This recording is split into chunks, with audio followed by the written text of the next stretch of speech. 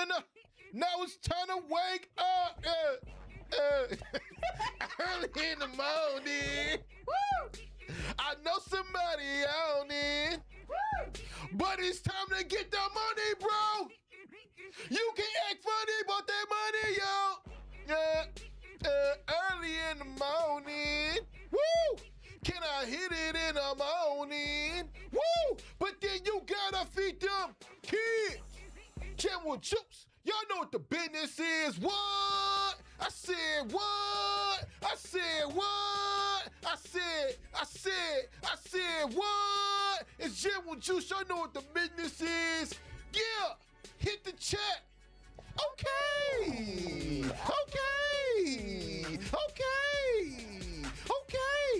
Is that right? Okay. Yeah. Fresh than a mug, yeah. Than a mug, yeah. Than a mug. What's up? Juicy Nation. And to all of our juicy jammers out there. What's poppin'? And good morning, Milwaukee. Okay. What is scratching? Get this. Okay. Scratching the tag on mic. We are all over the place today. This is funny, man. Okay. Hey, for real though, right? Anyway, yes. There's been a lot going on. Good morning, man. Milwaukee. Top of the morning to you. Sipping on and waking up to Jamming with Juice, baby. I'm your girl, Noni Juice, always keeping it juicy. And of course, I got my boy Ben jamming with me. It is amazing. Yeah. And we are live from the Jam with Juice studios at the Milky Way building and sponsored by Cindy Johnson Allstate Insurance Agency in Milwaukee. In the 414. Y'all. So glad y'all are here with us on this Sip to That Friday. I got my water. Where's yours? What you sipping on? Look, I got my coffee right back over in the back. That's how I'm starting my day. All right. Well, you got your coffee, and I see we got some certified juicy jammers in the chat. Who we got in the chat right now? And so you already know we got to do our morning roll call. All right. Without further ado, Mr. Benjamin, Mr. Amazing, Mr. Can you please give me my theme music? Good morning to SE in the chat this morning. Good morning, SE. We got CE in the chat this morning. Good morning, CE, my Gemini brother. We got Sincere in the chat this morning. Good morning, Grand Rising. Anita Nicole, what's up? Good morning. Sir Charles, good morning. We got Cindy Johnson. Good morning, Auntie. This morning. We got Willie Graves in the chat Good morning, Willie. We got Jeff in the chat this morning. Jeffrey, we got Lady good B morning. Milwaukee in the chat this morning. Kayla G, good morning. G in the chat. We got Venus Jones in the chat. Venus to your Raiders, good morning. Miss Anita Nicole in the chat this morning. Anita Nicole. She said, I need a full version of the intro song with Noni spitting bars Woo! too. Y'all know I be having the bars sometimes. You know. What you say your alternative rap name was? Juicy Baby? It's Juicy Baby. It's Juicy Baby. That's my, you know how we had Brucey Baby. It's Juicy Baby. Good morning, Kyle. K-Wall, good morning. I'm actually about to talk about you real quick, Kyle. Oh, snap. Let's do it. First things first, look what I got. Oh, you got some lotion. You prepared I got today. My lotion and my lip gloss. You ain't ashy today. But guess what I forgot? I don't have with me. Guess what I don't have? I don't think you're gonna guess lotion, it. I don't think you're gonna guess it.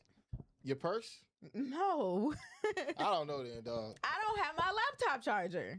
And my laptop right now is on 6%, y'all. So we 5 actually now. So we just gonna have to get through the day without. Turn the brightness down. Bro, it's on 5%. That's not gonna do nothing. It's gonna help out a little bit. So now I can't see. Use your eyes. You better squint. Whatever. I left my dag on a laptop charger at the crib, and it's so crazy because while I was leaving the house, I was like, okay, just make sure I got everything. I got my purse. Boom, I got my purse. So I got my my lip gloss and my lotion on deck. Yeah. But I forgot my charger plugged up into the little outlet because I was charging it up like a couple days ago. Dang.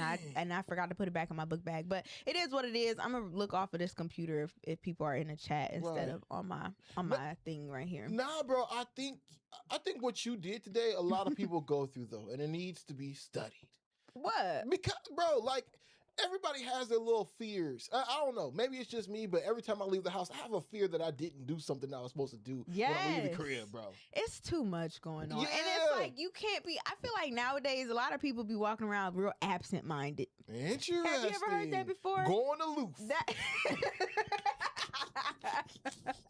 That used to be something I would hear older people say. Is like, don't stop being so absent-minded. Right. Like, know what you're doing in the moment. Like, be in the moment so you can, know what's popping off, know what's going on. No, that's real. And I think we be real absent-minded. We just be putting stuff down. Don't remember where we put it. I hate that. But I also think that comes with age, though, Juice. It's all these different other memories that you... Like, bro, I'm 33 years old. That means there's 33 years of memory stored in my mind. You know what I'm saying? I could think about thoughts that I did when I was 23 years old on June 6th. I could be thinking about those types of things, right? But at the same time, I could. So it's just all these other things that go through our minds. So if you leave something at the crib or whatever, or forget something at the crib, just... Hey, chalk it up to old age, I guess. I guess. But you have to work on those things though too. Stretch out your cells in your brain. I'm just so messed up because now I got to look at everything from my phone. And I be doing my Googles on here. When you be wrong, I be like. That's funny. But now I can't do that. But Kyle is in the chat. I don't know if he's still in the chat, but I'm about to talk about Kyle real quick. All right, let's talk about Kyle. Because this is my platform now. Damn. That's crazy. Shout out to Kyle. If y'all don't know, Kyle's getting married. Yeah. Woo, shout out to my boy. I feel like claps. It was already clapped, man. I feel like he's told people already that he is getting married. I'm assuming. Yeah, I would hope he told his audience over there on his show that he's getting married. But then Kyle is pretty secretive. We don't even know, bro. Don't be talking about my business. Don't talk about my business. I won't talk about who he doing his business with. I know that. We got into it. Remember that? Yeah, for real though. What are you talking about? You already told everybody. I'm glad Kyle listening, because Kyle, you had me messed up that day. Kyle gonna hop on my case because he's saying I leaked some information that he ain't told the people yet. And I'm like, bro, you be bringing your girl to our events. What are you talking about? Like, what? I'm like, y'all must have got into an argument that day or something, because he was on some BS there. He came to press you that day. Right. I was like, what you mad at me for? You been saying who you was with. So what are you talking about? But I'm not going. That day he brought his home life to work. You know what I'm saying? He's supposed to have a separation between the two. I was really mad at Kyle like for the rest of the week. I was like, absolutely not. You're not about to yell at me. Hey, I remember it was the time I was mad at Kyle too, and I ain't tell him. I ain't tell him for like 3 days straight. All my life. And then you found out that it was wrong. Yeah. It was a miscommunication. It was miscommunication and stuff. And I'm like, I was mad at you for the past like 3-4 days, bro. He didn't even know. Yeah. I ain't know you was mad at all. For real. And that's really how Kyle took you. But go ahead. Talk to the people. He's getting married, and so he sent out his saved date. Yeah. And it's not, and I appreciate getting the save the date. I got 3 save the dates now. So I got 3 weddings I gotta go to in 2026. Crazy. Wait, did he not say that on his show? Everybody said congrats, Kyle. Oh man, look at information. He finna charge you up, bro. He pulling up. He said you are uninvited. We had a whole conversation about this last night too. Like, damn. That's funny. Sorry. But anyway. Congratulations. Damn. Anyway, he sent out the we love you, dog. dates, and I'm so glad to be in that number. Well, I don't want to say that. That's you think you still got it? He might have kicked you out now. I'll be showing up anyway. You better put me somewhere. But I just wanted to talk about it because I feel like weddings be a lot. Oh, damn, that's crazy, bro. Why you do that, fam? Why you do that, bro? Hey, Kyle. we got nothing but love and respect for you, brother. All right. We just want to be there with you. We want to see your big day, fam. Oh, no. Oh, man. It's only about 3 people in here anyway that's going to be listening. No, they're bringing this to, what's the name? They're bringing Don't this to say nothing. See, this is the exclusive. We just here. We got to delete the stream now. We just friends. We all friends in community here. this was between us. Oh. I'm not saying a date or nothing like that, and I'm not gonna talk about who he's getting married to. That's crazy. I just wanted to talk about the fact. Let's move on. Our old company know that we still cool now. I'm gonna move on. I just wanted to talk about save the dates just in general, because I thought save the dates were invitations. That's what I thought too. That's what I thought. Then when I hit him up and I'm like, "Oh, I got your invitation like in the mail," he was like, "It's a save the date." Yeah. I was like, "What's the difference?" And I'm like, "See, this is why weddings be doing too much, because I got three save the dates on my fridge right now, and they're all within a few weeks of each other, like literally weekends of each other. And one of them I got to fly all the way to Nashville for. Oh wait, what part of Nashville you going to? I don't know. Tennessee. Okay. Well, I feel it. I don't know. I'm just going to Tennessee, Nashville, Tennessee. But I was just like, man, weddings be doing a lot. Like it made me think about, when is my time to eventually get married? Like, how would I want to do it? And I truly think I would. I've asked you this before. I think I would just go to the courthouse or get eloped or something. I don't know. It's just a lot. It's expensive. It takes a lot of time and thought and money. And I'm like, why is the save the dates not the same as an invitation? Or why can't they be coupled into one? K Wall in the chat right now. Say your piece. I don't want to bring. What's the difference? No, we not bringing Kyle What's the difference? No more. What's the difference? We ain't bringing Kyle into it no more. Because to be honest with y'all, Juicy Jammers, last night, Kyle Wallachek, he hit us up or whatever and was like, "Damn, y'all didn't even respond to my text last." And the last text legitimately was, about the save the date idea. Well, he was asking, who are we bringing? And he needed the names. Yeah, he wanted our significant others' last names and stuff. So that's cool and all. But as we went through the thread and we was all, jonesing on each other or whatever, talking crap back and forth, I'm thinking to myself, like, hey, man, I got the invite right on my refrigerator. Because I have his invite on my refrigerator. I look at him and his soon-to-be wife each and every day. Fiance. That's what he's been saying, which means you're getting married. Facts. I didn't leak nothing. But they're on my refrigerator, and I see them each and every day, and I couldn't be more proud, to be honest with you. What do you do with the picture? It's just sitting there on my refrigerator. I know, but what do you do? You look at it and reflect. Yeah, you're one of those weird. You're a weirdo. I'm a misfit. No, I mean, to be honest with you, fam, it's almost. I can see you just naked, standing with your hands crossed like Superman, like, I have a wedding to attend. To be honest with you, I kind of do though. I sit and reflect a little bit. This is why you can't send everybody a save the date too early, bro.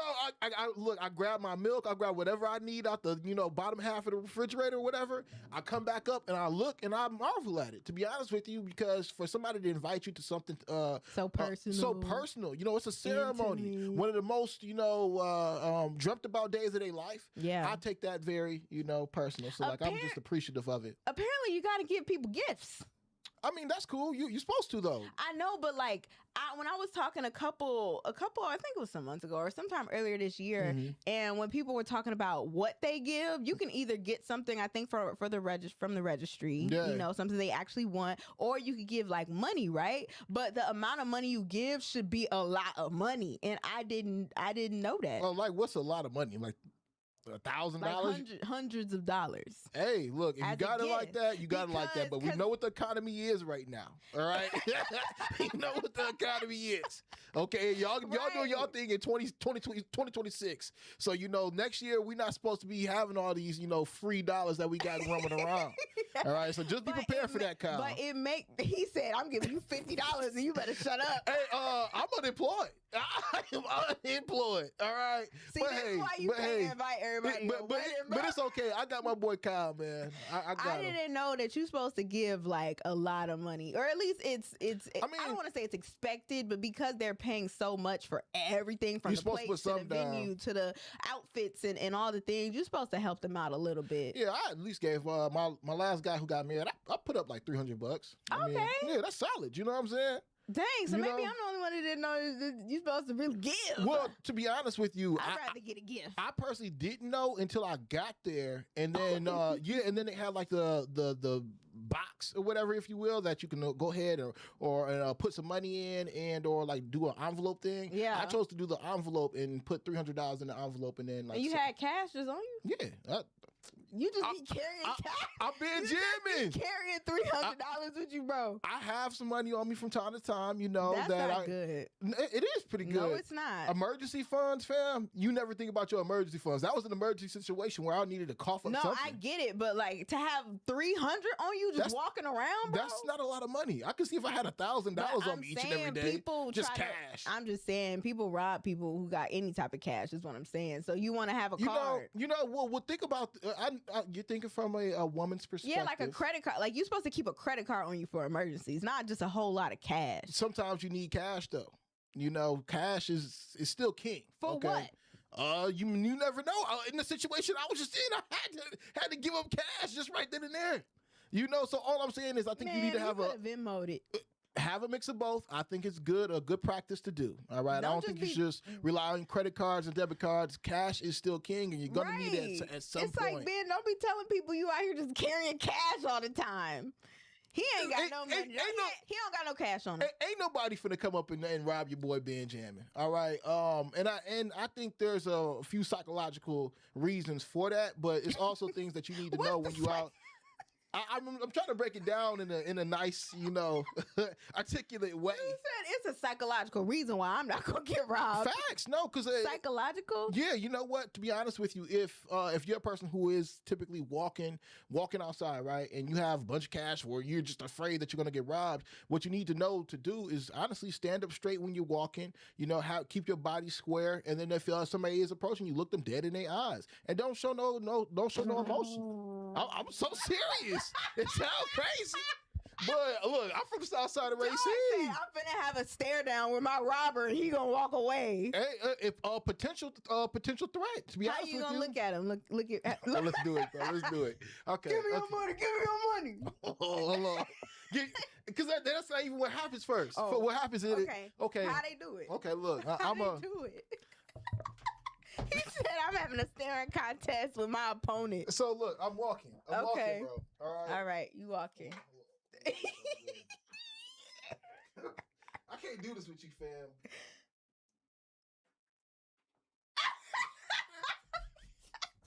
Absolutely not. Fam. I'm shooting you right there. Absolutely not. You going down. You looked at me like you wanted a bite. That's what you looked at me like, bro. You looked at me like you wanted to fondle me. Absolutely not. That's wild, I'm shooting you right then and there. I'm just and I'm taking you while you down. Bro. What?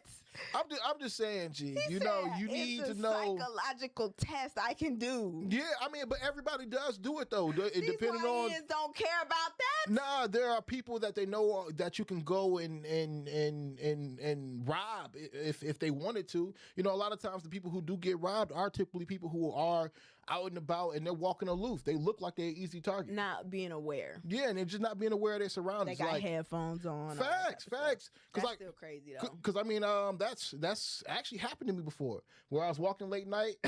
I know I got a story for everything, but I was really walking late night, and I had my headphones in because I was walking home from my boy Chris' house. The photographer was walking from the north side of Racine to the south side of Racine with my headphones on because every night I used to late night be rapping as I was walking, and as I was walking, somebody just came up. Pow! Had caught me, and I didn't know who the hell it was. So I just remember turning around, like I squared up with him first, and then it was like 2-3 other dudes who came out of nowhere. Right. So they real life and try to, rob me and try to beat me up. Right. But I ain't gonna lie, I got up out of there. I skedaddled. You skedaddled. Hell yeah, because you really never know what people got on them.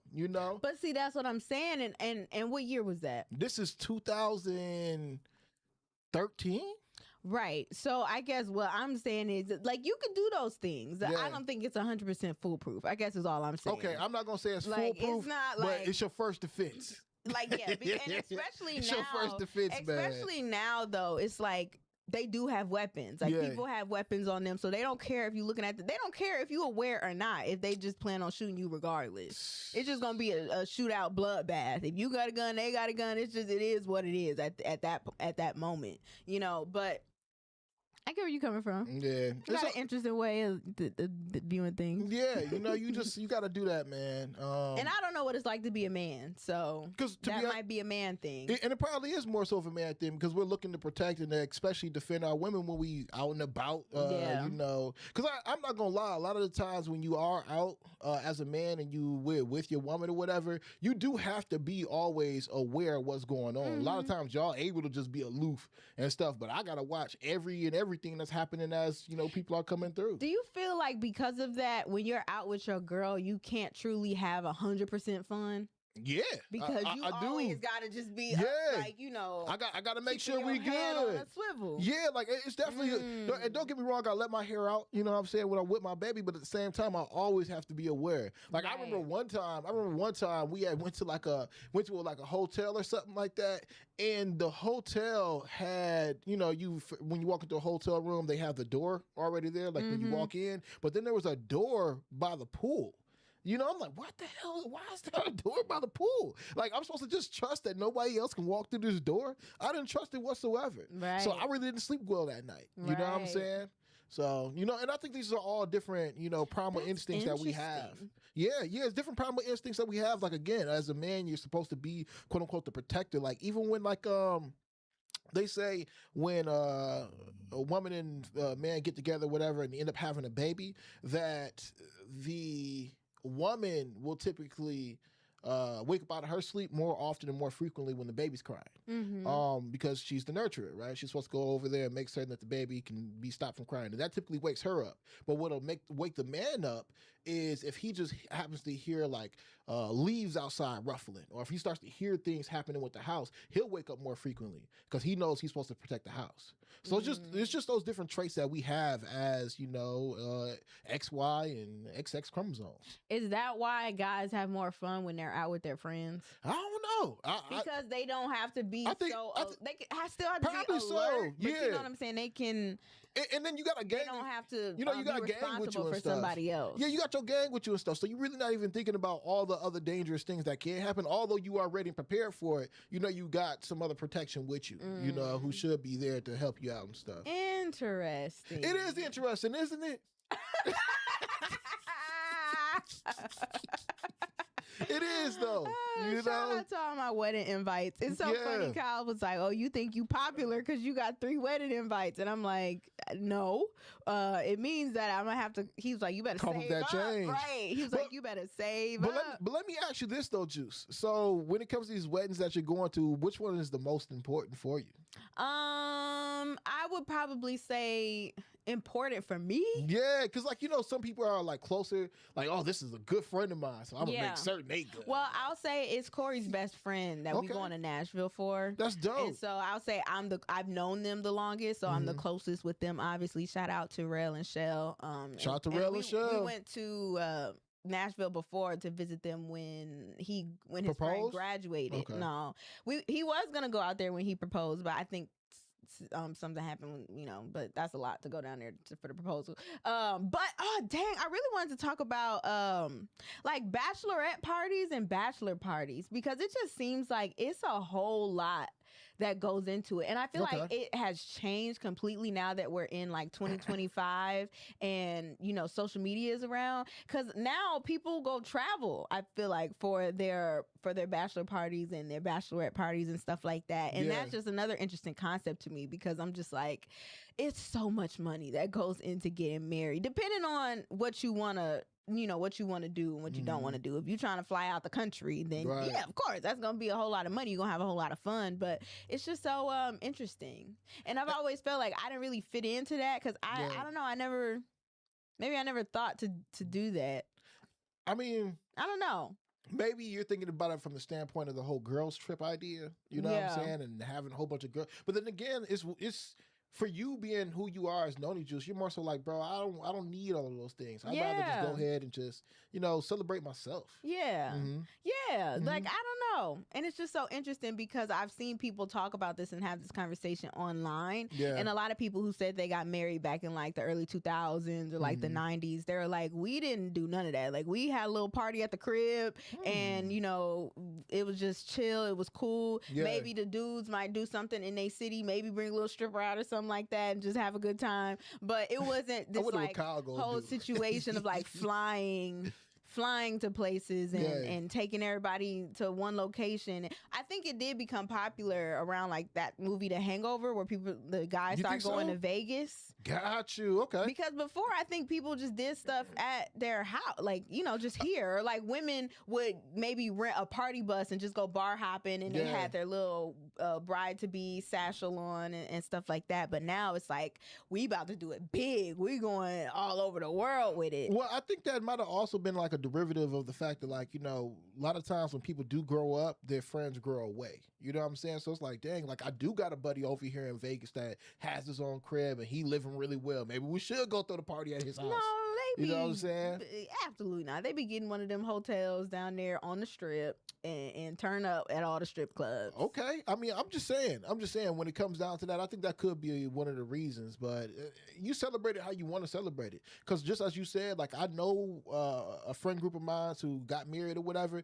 We went out to Vegas, did our thing or whatever, but then I also have another friend group who just did it right here in the hometown. Right. So it's just all what you really want, Yeah. And then like you said before, I think it's also like what is in your budget too. Because my friend, when we went out to like Vegas, he didn't have as much money as my other friend. My other friend was like, dog, I'll take everybody out there. Whoa. I don't care.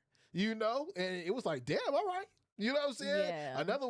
And again, like I said, my other friend who ended up getting married or whatever, he just kept it right here. And it wasn't necessarily just because of his pockets or anything, but he was looking more so, hey, how can I just have a good time with my people, sit back and chill with my people and have a good ass time? And he did that. And it does depend on he got a lot of money as well. I think it does depend on what you like and what you value. But I will say that a lot of people back in the day were saying they think because of social media and because of the optics and we all trying to, put on as if our lives are just the best lives in the world, that's kind of where the whole like taking trips and stuff like that for the gram kind of, that's where it was. But some people truly just want to go do those things. Real. It didn't used to be that way, like back in the day, like back in the back of the back, before we had social media. But now that we do, that's what people want to do. They can go ahead and do it. I just know what I'm into and like how I roll. You're gonna be a homebody with it. I don't know if I would be that as outlandish as I've seen some other people's posts and stuff like that. Like you said, you rather just pull up to the courthouse, man, and call it a day.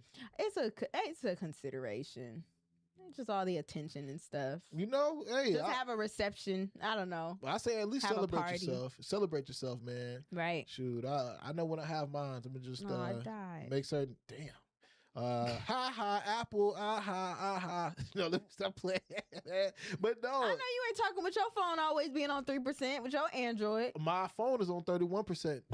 Thank you, with no charge from last night, boo boo. Thank you for sure. All right, but nah, I just know when I have mine, I'm gonna make certain it's a nice party that I have, and let that be that, man. All right, you guys. Well, I didn't mean to take that whole wedding conversation that long, but it was funny. Oh, shout out to Josh Jermaine. Good morning. Yes. All right, now we are about to take a pause for the cause and listen to our sponsor. Shout out to Allstate, and then after that, we are going to get into something juicy. Nobody protects you from mayhem like Allstate. I'm thick cut bacon sizzling on your stove, and while you were over there smearing your bagel, this little piggy went on a splatter spree. And if you don't have the right home insurance coverage, you'll be crying wee, wee, wee over this fire in your home. So get Allstate. Contact Milwaukee Allstate agent Cindy Johnson today at 414-445-2558. Subject to terms, conditions, and availability. Allstate Vehicle and Property Insurance Company and affiliates, Northbrook, Illinois.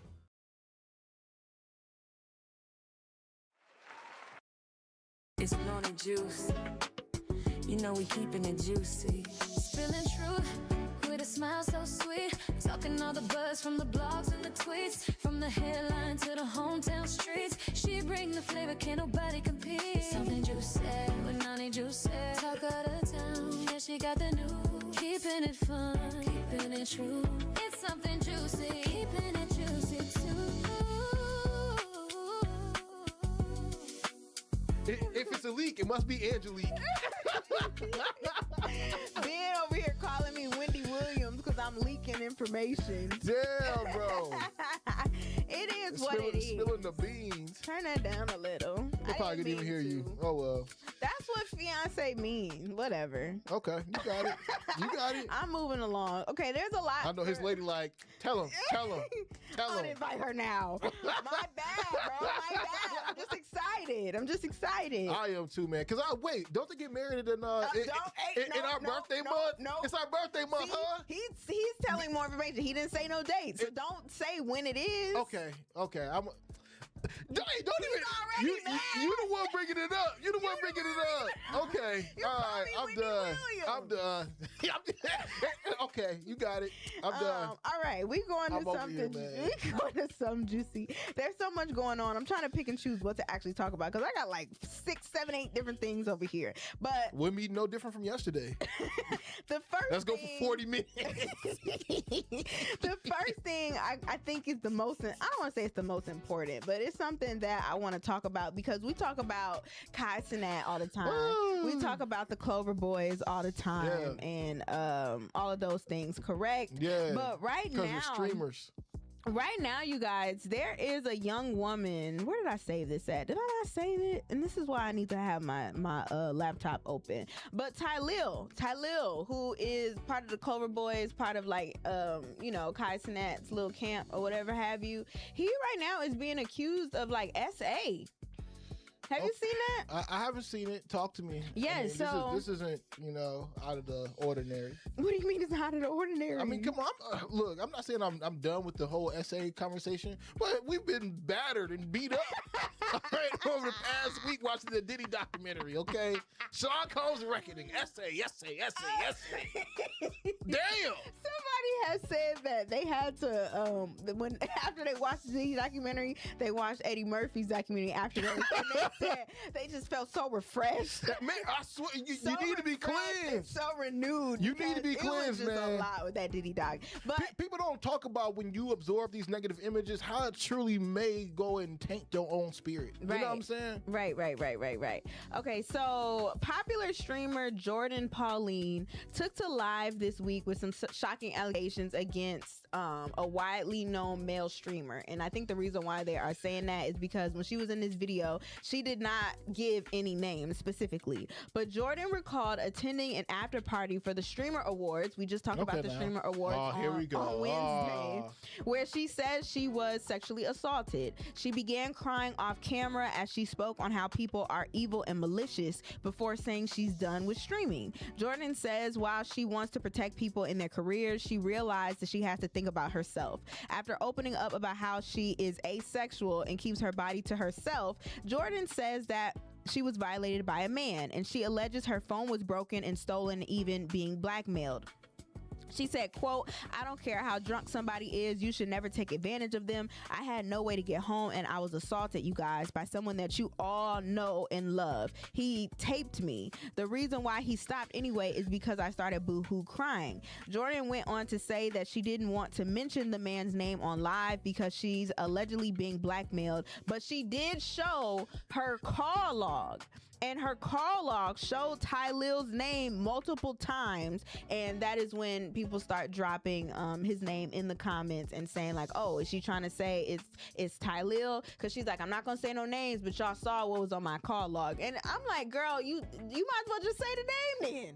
If you sit over here showing your call log with him calling you multiple times or whatever it is, why not just say his name? Because now you just over here making accusations and it just seems a little suspicious. Now, people are also saying that it seems suspicious because they're like, well, did you file a police report? Why are you just coming to social media with it? Like, if you really were assaulted and you feel like you want to get some sort of justice with this, make sure you file a police report, which some people said they looked it up and allegedly she has not filed a police report with this. She's just coming to the internet saying that someone assaulted her after an awards party and she's accusing TyLil of doing so.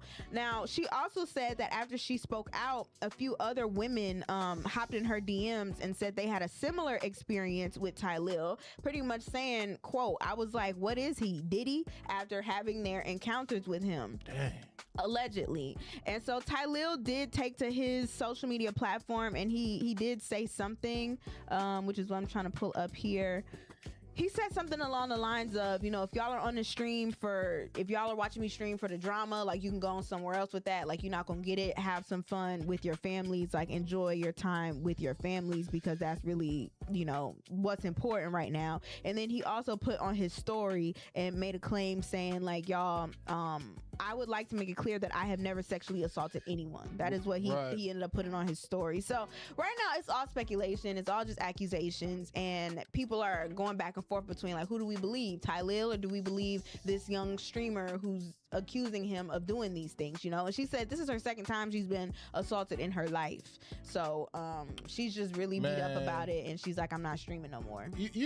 This is why God didn't want us to have sex. This is why, you know, Adam and Eve, man, Eve should have never made Adam bite the apple, man, because like at the end of the day, this whole sex stuff and this drug that people in America are addicted to, like we need to just pause. No more sex for anybody, damn it. Like, don't even look at the next individual if you even tempted, all right? Just stay to yourself. Stay being a streamer and do those types of things, man. If, you know, these allegations are true, it's definitely, you know, upsetting and it shouldn't be done. But at the same time, it's like, dog, like, we need to just grow as human beings. Like, everybody is sexually assaulting everyone. You know, and I'm not even gonna lie. I've watched different TV shows and things of that nature and different pieces of content where I felt like I was sexually assaulted just by watching some of these things, you know. So, and it may sound ridiculous, but it's true. You know, it's so perverted in the ways that, you know, things are put out here these days, whether it's content, things that you read on magazines, the newspaper. I am tired of the sexual assault. And like I was saying before, with the idea of us just coming off of the Diddy, the reckoning, hearing this is also just disheartening. It makes me feel like we're just going further and further down this rabbit hole to where, you know, eventually people will have to just be separated, because nobody deserves to be sexually assaulted to any degree. But the fact that, you know, this is the thing that, you know, it seems that Americans have been, you know, cursed with, it's unfortunate, man. It's definitely devilish. So we just need to stop having sex. Sure. And for me, I think my whole thing is like, young woman, if you are everybody become abstinent. If you are saying that this is what's really going on, go to the police. Like, I think we've gotten so accustomed to and comfortable with just telling everybody our business on social media and online and while we're streaming and things like that. I don't know if it's necessarily for sympathy or you just feel more comfortable doing so because that's your audience and you want to, you know, talk to them and be vulnerable. But if something like this is really going on and you truly do want some justice, go to the police. Because what is accusing him? Because now, if this did not happen and you're not going to the police, he could sue you for defamation of character. Yeah. And it's like, come on now. You have to think smarter than that. And so I'm not going to say I believe her. I'm not going to say I believe him. I'm just going to say, if whatever is going on, you need to take it to the judge, take it to the courts, take it to the police so you can get whatever it is that you're trying to get from the situation, whether it be justice, whether it be money, whether it be you trying to lock him up or something like that. But don't take it to us. Like, we can't do nothing for you. We can't do nothing for you at all. So if you haven't done so already and that's what you're looking to do it. Yeah. Now, honestly, and that really should be the thing. If these are real things that you're concerned about, call the police then, man. Like, to be honest, you know, I'm not certain how it is with other Android phones or even iPhones at this point, but I'm certain that eventually it will become a thing where everybody will have this type of technology. But over in California, Android phones now, if you feel like you're in an emergency and you need to call 911, literally you can call 911 and get straight on FaceTime. You know what I'm saying? FaceTime with them. So you're already on a video call with the police, with the dispatcher or whatever, and they can see you, you can see them. You getting help immediately right then and there. So if you are in a predicament like that, you know, now Android phones, at least in the state of California, have the option to, hey, I'm calling 911 and I'm doing a video call. You know, so if that is happening, you know, especially because where was the Streamer Awards? It was out in LA, wasn't it? I'm not sure. Well, could have been Atlanta, could have been LA. Who knows? Correct. Or yeah, it could have been. It's in one of them big places, right? I know it wasn't New York. But being the fact that a lot of different award shows do happen in LA, you know, late night at these parties, whatever, if anybody sees anything, you should definitely go and tell the police, man, because after the whole Diddy allegations and everything, that's something that we all need to sit back and learn from, you know, especially when we get into different higher, get to a higher status, and we get to bigger platforms, especially when we become these quote unquote celebrities, as these new streamers are becoming the new celebrities. So it's like, take a chunk out of what Diddy did wrong, you know, and remove that completely from the American way of life, you know, and truly live for God. Okay, so moving right along, you guys, Australia becomes the first country to enforce a law banning social media for children under 16. I love it. Including YouTube, X, which is formerly known as Twitter, TikTok, Twitch, Snapchat, Facebook, and more. This is according to, well, I saw this on actual website, which I can't pull up. So right now I'm reading it off of the Neighborhood Talk.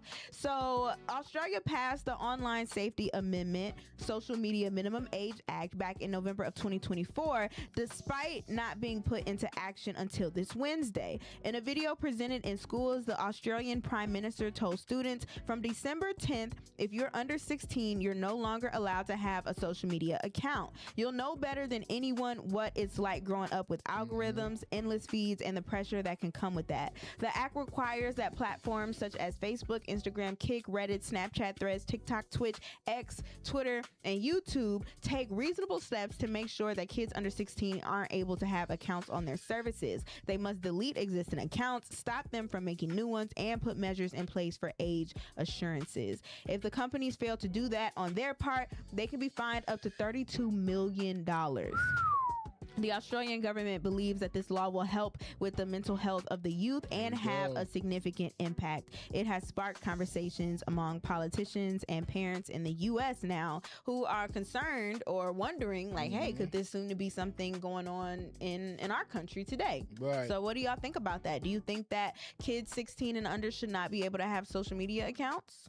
I love it. I love it. I love it. I love it. I love it, man. We have been seeing a spiraling effect of our, you know, of the new generation simply because of having social media. They were never prepared to have social media. Their brains weren't developed enough to even be able to use this tool right here. I love what Australia just did, and I hope that that's something that America goes to, you know, take on and adapt to. You know, I think that is something that we all need. Go ahead. I don't know how I feel about it. I understand the implications of it and like what it could potentially be helpful for. Because not only that, we got a lot of creeps out here as well who are like luring in young children to do things that they should not be doing, and you know, are watching them and following them and being just weirdos. And so it protects them from that as well. Right. But I think I'm a little bit biased because, you know, when I was a teenager, I had social media and I absolutely loved having it for what it was. You know, we used to have Blink pages and like Facebook pages and MySpace and things like that. Were you, though? And it was a way, what was that, like middle school, high school? I don't know. I was probably under 16. You was like 14, 15 though then. Sure.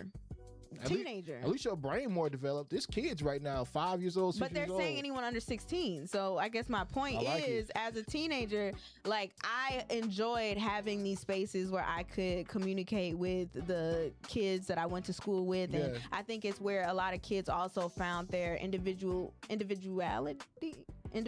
I think that's the word, in it, you know, especially being able to post what they wanted to, and some things that they posted were a little crazy, but I think it was just a way for us to kind of like connect in a sense. If anything, I think it should be regulated more so than just taken away, because what does that do when you're 17 and now you can have social media again? Like your health is still going to be dwindling. I mean, millennials' health is dwindling from having social media accounts, and we are struggling from mental health as well. So I don't think the whole age situation makes sense to me, because what's the difference between 17 and 16? Kind of like the difference between being an adult legally at 18 versus 17. Like you're still mentally the same.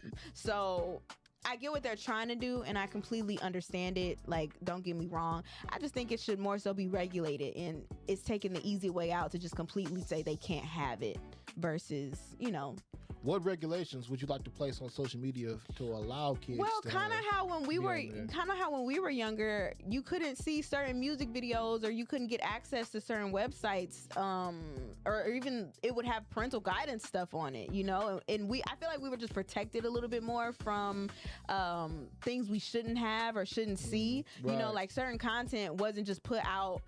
You wasn't seeing naked girls at like 12 p.m. in the day. Like, you had to see it later in the night, like 11 o'clock, 12 o'clock, or whatever it was. Yeah. But it's like, we don't even have that now. I think they're just having too much access to adult things and adult conversations, and it should be regulated to where they can't see certain content, or maybe they can't engage with certain conversations with accounts that are older than 18 or something like that, you know. But just to completely take it away, I don't think that that's necessarily fair, because I mean, we had it, and I don't want to say we were fine, but you would just like to see kids accounts and then adult accounts. Sure.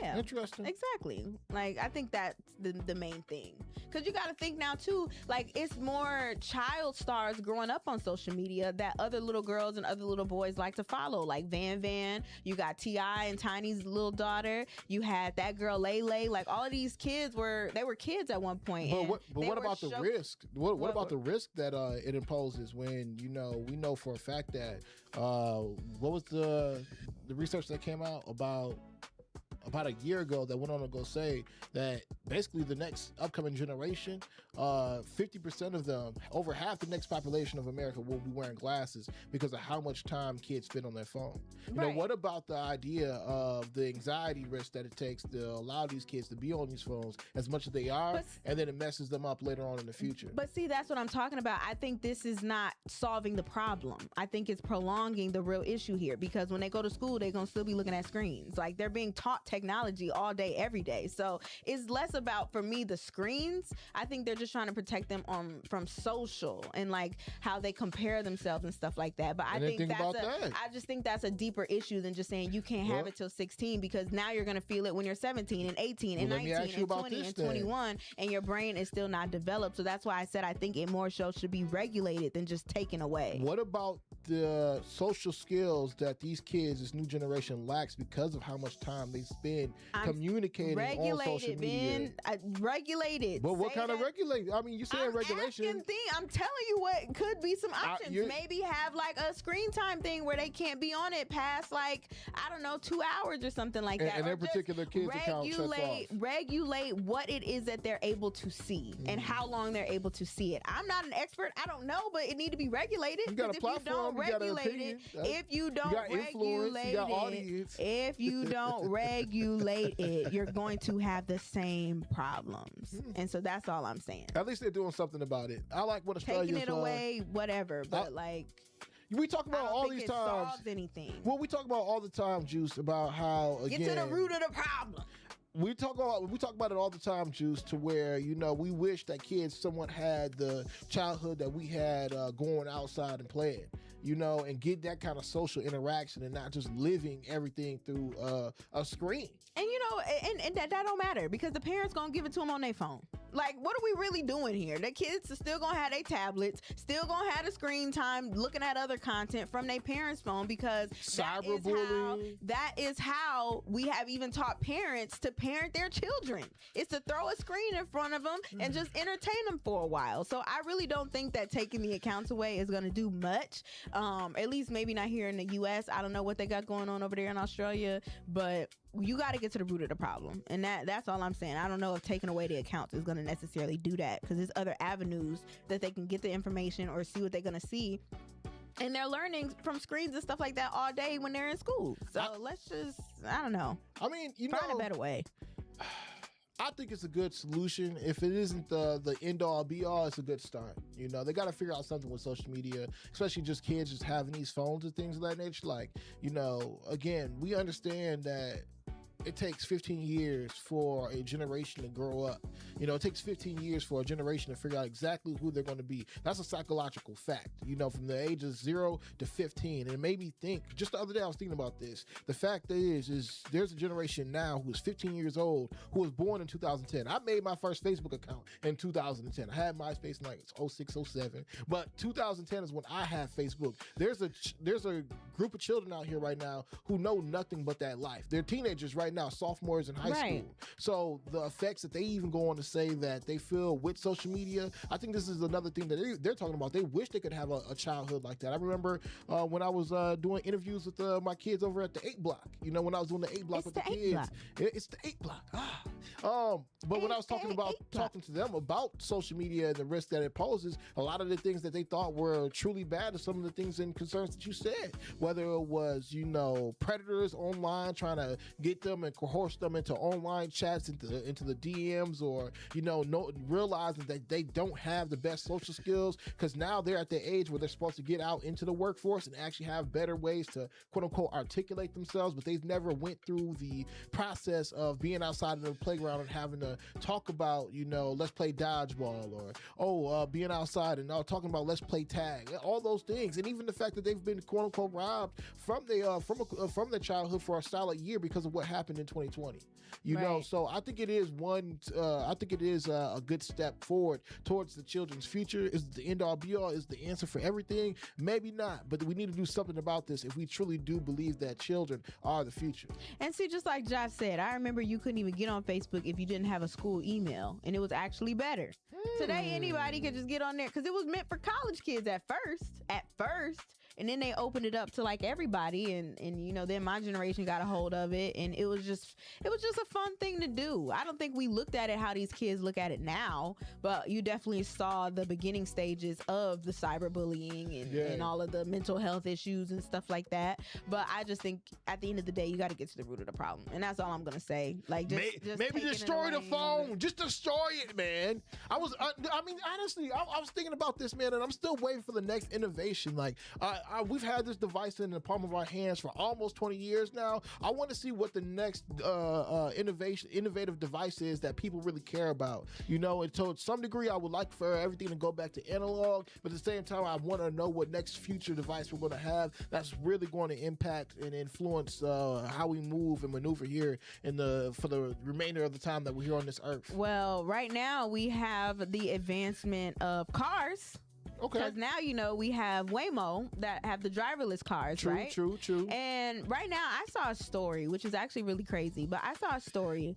If y'all don't know what Waymo is, it is a car service that pretty much it's a car that drives itself. It's kind of like Uber, but you don't have to have a driver in the car. The car is going to do the driving for you. It's going to pick you up, take you to where you need to go safely, whatever, weird, but right? Hey, it's 2025. But I saw this crazy story on my timeline about a Los Angeles woman who ordered a Waymo driverless car for her daughter, only to discover a man curled up in the trunk saying, "They put me in here." What? The people. Yeah, it was so crazy, y'all. It was so crazy. And she had to say, like, bro, this is not a skit. Like, I'm legitimately recording this right now. But she was about to put her daughter in one of those Waymo cars, which, why are you putting your daughter in one of the Waymo cars without a driver anyway? Like, I would People comfortable with the technology. I don't know if I would want to do that. But, I mean, people put their kids in Uber. So, I mean, it is what it is. Strangers regardless. But yes, a Los Angeles woman called a Waymo self-driving ride for her daughter and was horrified to discover a man was curled up in the car's trunk. In a TikTok video that went viral, she confronts the man asking, "Why the F are you in the trunk?" The man, acting like he was trapped, responded, "They put me in here," and clarified and said, the people put me in here. Because she's like, "Who put you in the trunk?" She's like, "The people put me in the trunk." So police were called and removed the man from the vehicle. And then in a follow-up on TikTok, the woman showed that she contacted a Waymo representative who promised to provide a credit for a new ride. A Waymo spokesperson told media outlets that we're committed to keeping our riders safe and earning the trust of the communities where we operate. This experience was unacceptable, and we are actively implementing changes to address this.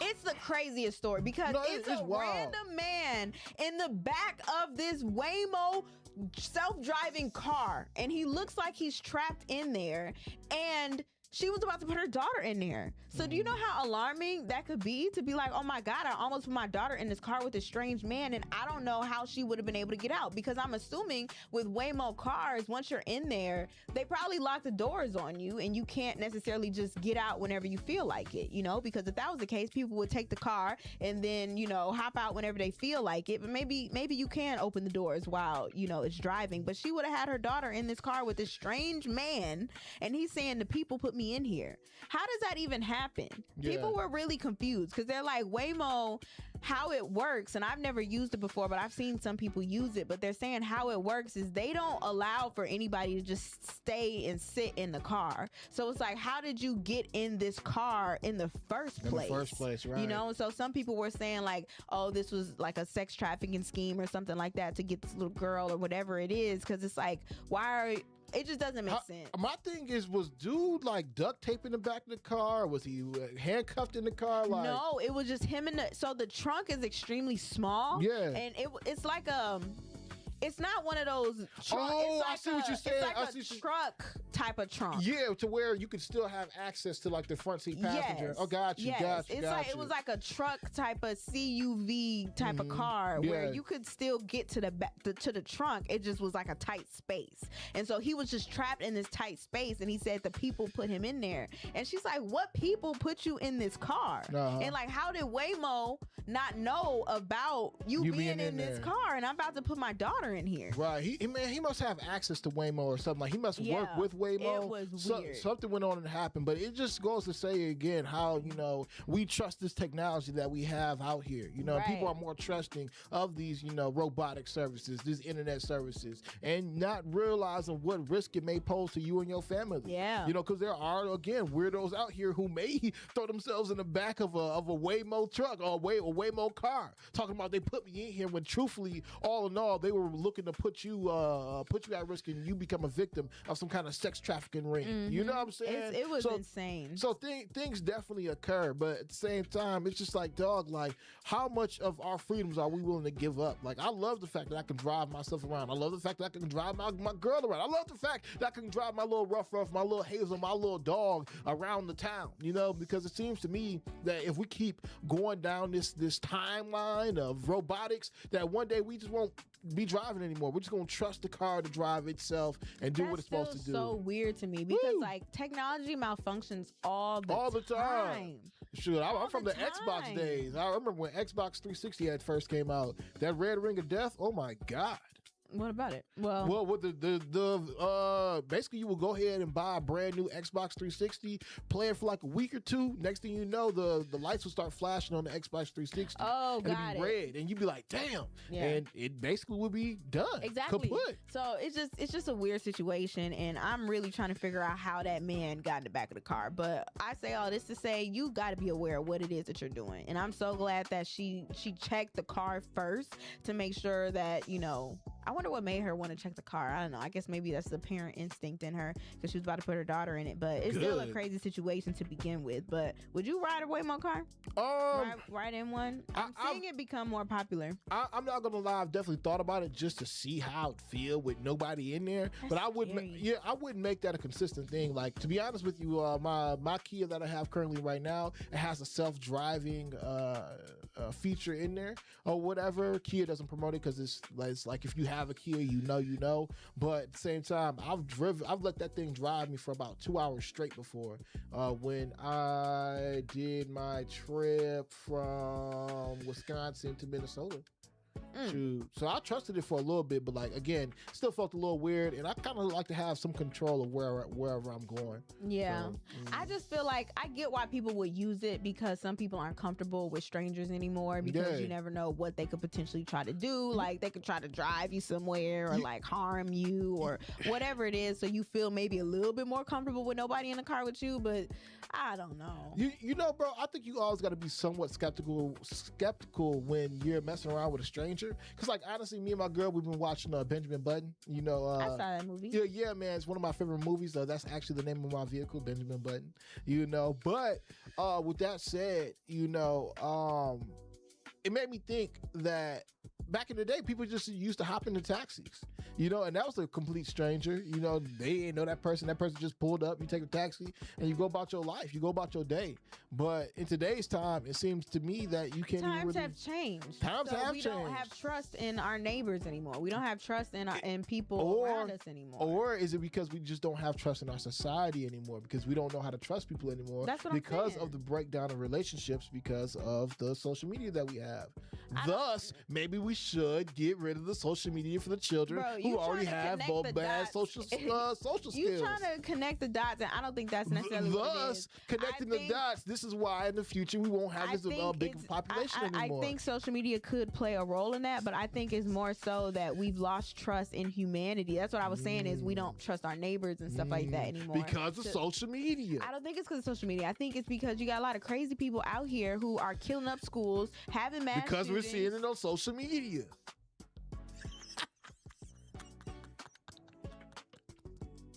I'm moving on. No. I'm moving on. Think about it, bro. Think about this. It's not just social media, bro. I need you to know that. Okay. I need you to understand that it's not just because of social media. People Think out about here this, are though. having too many mental health crises. Think about, And they out here shooting people up. They out here just going crazy. And it's not just because of social media. Does social media help? No. But people are just struggling in life, bro. And they're going through things mentally and they don't have nothing to help them. But would you know about all these things happening in all these different towns and cities because of if the there was news. not social media? Because of the news, yes. So, the news does not do the number on your mind that social media does. Are you kidding me? It's a form of media. And if it was you the sit back first form of media if you sit that back we and watch the have ever news, had, bro. I can agree with you. I agree with you. The media is so important because they put narratives in your head and make you believe things. So yes, we would have seen all of these things on the news. A lot not of these things as frequently, not as much, bro. Think about this. Think about it. That way. Think about this. Don't be that way. Think about this, bro. If you sit back and watch the news all day, every day, right? Like if you just watch the news, that's what you're going to absorb. You're going to absorb all the negative images. Now, imagine this again on our phone. Depending on what your algorithm is set to, you can literally go down a timeline of negativity and seeing a whole bunch of low vibrational ideas, and then absorb those things, and then go and think that this is what the rest of the world is, right? That is just you and your life. Imagine putting that times a million, actually times 350 million, because that's how many people live here in America. Now that means that everybody is living in their own world, thinking that this is what all the world is. It's almost created some kind of psychosis amongst the American citizens. This is again why social media has to be, has to be restricted to some individuals. Okay, well then stop using it then and be quiet, because I'm sick of you. I am sick of you. You ain't making no sense saying it's only social media, bro. I didn't say it was only social media. But what I'm saying is I'm giving you other reasons why, and you keep going back to just social media because you're trying to pick at me, and I'm allowing for you to pick at me. I'm not picking at you. You are, because what I'm saying is people have lost trust because it's adults out here who don't really use social media like that, but they're watching the news and they're seeing all of the destruction that is happening to our country and to this world, and it's making them lose trust in their neighbors. It's making them lose trust in society and humanity and all of the things. It's not just social media. So, Juice, you said what I'm saying. Yet. You said exactly what I'm saying. You're saying what I'm saying. Don't flip it on me. We're saying the same thing. But you tried to stop me. I didn't. No, bro. It's social media. No, bro. It's social media. Because what I'm trying to get you to see. Help me. Because what I'm trying to get you to see Josh, is help me. The new news is social media. But bro, and you're seeing it at a magnified rate now. Because it's on our phones, I guess is what I'm saying. It's just because it's news. If this is back in the 90s, the only thing that you would really be concerned about is the things that's happening in your city. Now you have to be concerned about everything happening in everybody's city. What are you talking about? It's always been world news. There's been world news, but not to the point. I know what's happening on Osborne Street over in Arizona, You ain't Phoenix. never watched CNN? I've definitely watched CNN, but who's watching CNN all day? You watch CNN all day? Bro, older people watch the news all day. What are you saying? Bro, what I'm saying is when you're growing up, as a child, you're not sitting back watching the news 24/7. And if you do sit back and watch the news 24/7. You don't have to watch it 24/7 because they put the most important breaking news stories in the beginning. You only need to watch 10 to 15. You're seeing now to a degree where things are minuscule compared to what's happening in major news. However, when things minuscule happen, you absorb the information and start to believe that this is what the rest of the world is. We're saying the same thing, but at the same time, you just don't want to admit that social media plays a huge factor in how people see the world. That's all I'm saying, Juice. The new news is social media.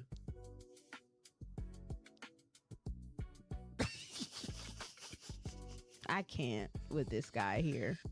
What do I always say about you? Wait, no, what is that saying that you be saying, bro? You have an interesting way of thinking about things. Okay. That's how I'll just end that one. I ain't even about to do my last some juicy. Let's do it. No, I'm Why not not, bro? arguing with you. What is it? Because I'm interested. I want to know. What's in the mystery box? What's in the juicy news? Facts. Like, oh my gosh. All right, I'm moving on. That's a child. Last thing I'll bring up, y'all, because this guy here. That's what I'm saying. Shout out to Trey Tay. He said, bro, as a child, you probably not watching the news like that. That's all I'm saying, fam. That's all I'm saying. So, whatever.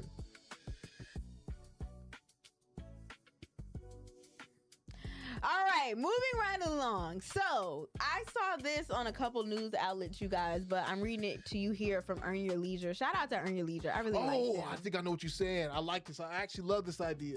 Yes, 100%. You like this idea? Well, I will. Go ahead, read it off first. Disney has invested $1 billion into OpenAI and strikes a new licensing deal.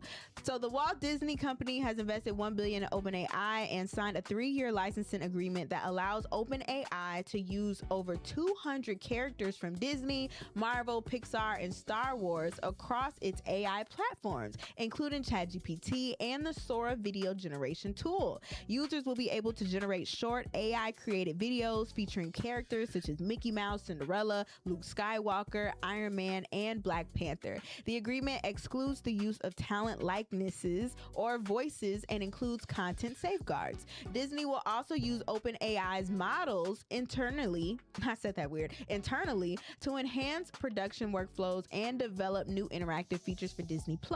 The agreement marks the first major partnership between a legacy Hollywood studio and a leading generative AI firm and was announced alongside Disney's cease and desist notice to Google over alleged copyright violations by its AI tools. So Walt Disney World and the Walt Disney Company is now going to be using AI and letting y'all use some of their characters in your AI if you want to make different little AI videos and things like that. But yeah, I think that this is interesting. I'll definitely say that. It makes me concerned. You know how I was telling you before, because I be talking about these AI artists and stuff all the time, and like AI music, and people are only concerned about the AI music and not the fact that AI is taking everybody's jobs. I think this is going to hurt animators. Interesting. I think it's going to hurt animators because Disney's going to start using AI in their production. They're going to start using AI, as they're creating things to probably just to speed up the process or whatever it is, maybe save some money. And I think that's going to hurt the animators out here potentially, if they're using AI. Now, I do think that creators might be happy about that because they could start using Disney characters and stuff like that with whatever it is that they want. But I don't know. I think it's an interesting take, but it also just shows me how these companies are investing in the future, which is AI. And so we all need to as well. Like all these conversations about, AI is hurting our environment. It definitely is, but I truly don't know if it can be stopped at this point. And I think AI at this point has become a force, and that a lot of big companies actually, like Disney, are starting to align with. But on one degree, I think it's smart for Disney to do, because a lot of their characters and their content is going to start entering the public domain. So why not just get ahead of it so you can maintain your influence over the market share? That's exactly how I see Disney going about this, and that's why I could see them really doing this. Because Mickey Mouse is already out there now, at least the 1925 version, the 1921 version of Mickey Mouse. So as their characters have already gotten old and aged, now you can start to use them with OpenAI. So you may see somebody utilize Aladdin and make their own Aladdin movie, things like that. So I think it's just really more so of an influence idea that Disney's trying to get ahead of, because if it does become successful, I'm pretty certain they'll start to license out a lot of their other, IP that they own or whatever, whether it's Marvel characters and they got the whole superhero universe over there, or whatever else they have, like the Hercules or the 101 Dalmatians, if you will.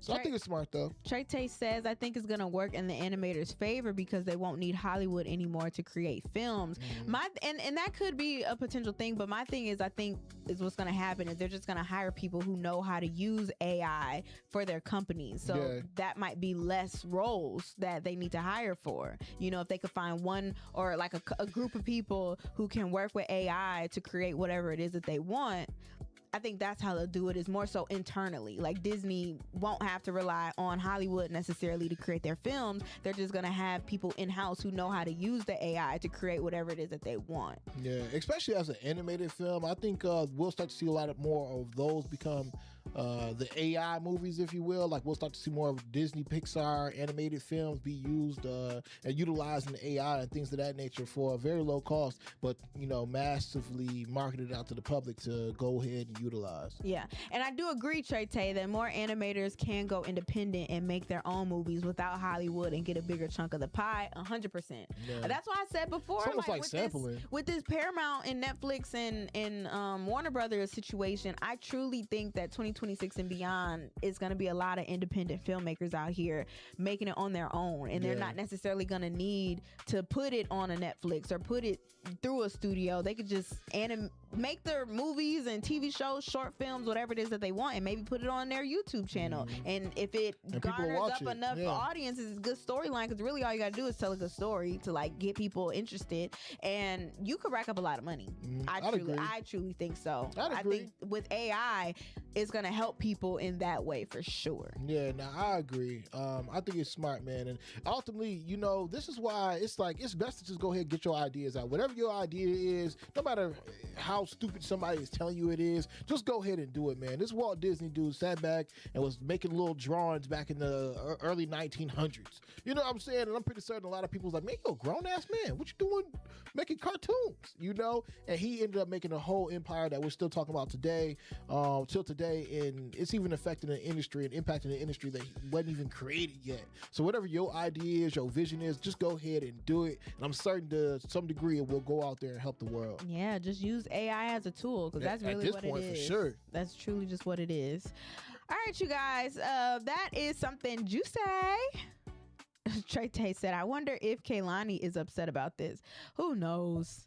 I'm going to hop off her case for now. I like Kehlani's music, and I've always liked Kehlani. It's just sometimes it can be a little bit of a selective outrage for me. But that's pretty much it. But you guys, let's take a pause for the cause real quick before we get into our Sip to That Friday. Let's hear from Allstate. Nobody protects you from mayhem like Allstate. I'm thick cut bacon sizzling on your stove. And while you were over there smearing your bagel, this little piggy went on a splatter spree. And if you don't have the right home insurance coverage, you'll be crying wee, wee, wee over this fire in your home. So get Allstate. Contact Milwaukee Allstate agent Cindy Johnson today at 414-445-2558. Subject to terms, conditions, and availability. Allstate Vehicle and Property Insurance Company and affiliates, Northbrook, Illinois. And we're back. We're back. We're back. And it's Sip to That Friday, where we tell you guys what we are sipping on, sipping for, or sipping to for this upcoming weekend. We are so geeked up, so excited, and we want to know what y'all are sipping on, sipping for, or sipping to as well. So put it in the chat for the one time, and let us know, what happened to y'all this week, or what's some thoughts that y'all had this week where you're just excited to share, or something that made you mad. Like, let us know how y'all feeling, or what you're going to be celebrating or not celebrating, what y'all drinking some water to this weekend. Being jamming, would you like to go first? Honestly, for real, the one thing, actually, I got a couple different Sip to That, probably like 3 of them. I'm gonna leave it at 3 because that's what it's supposed to be. But my baby got a new car. Period. All right, so what kind? You want to say it? Yeah. Do I want to put my baby on? Don't say the license plate. I ain't gonna say the license plate. Boom! Got a new car for my baby. Drop a bomb upon your head. Yeah, drop another bomb upon your head. Okay, but no, seriously, I got a new car. It's the new Kia 2026 Sportage. It's a Kia 2026 Sportage. Hybrid Prestige SX. All right, and that thing looks good. Right, my baby got the red interior inside Why and y'all be everything. getting Kias? Cause I mean, is that past now that yeah. So people can't really steal them no more? Because when you got your Kia a couple years ago, I was like, bro, why are you getting Kias at a time like this? very true.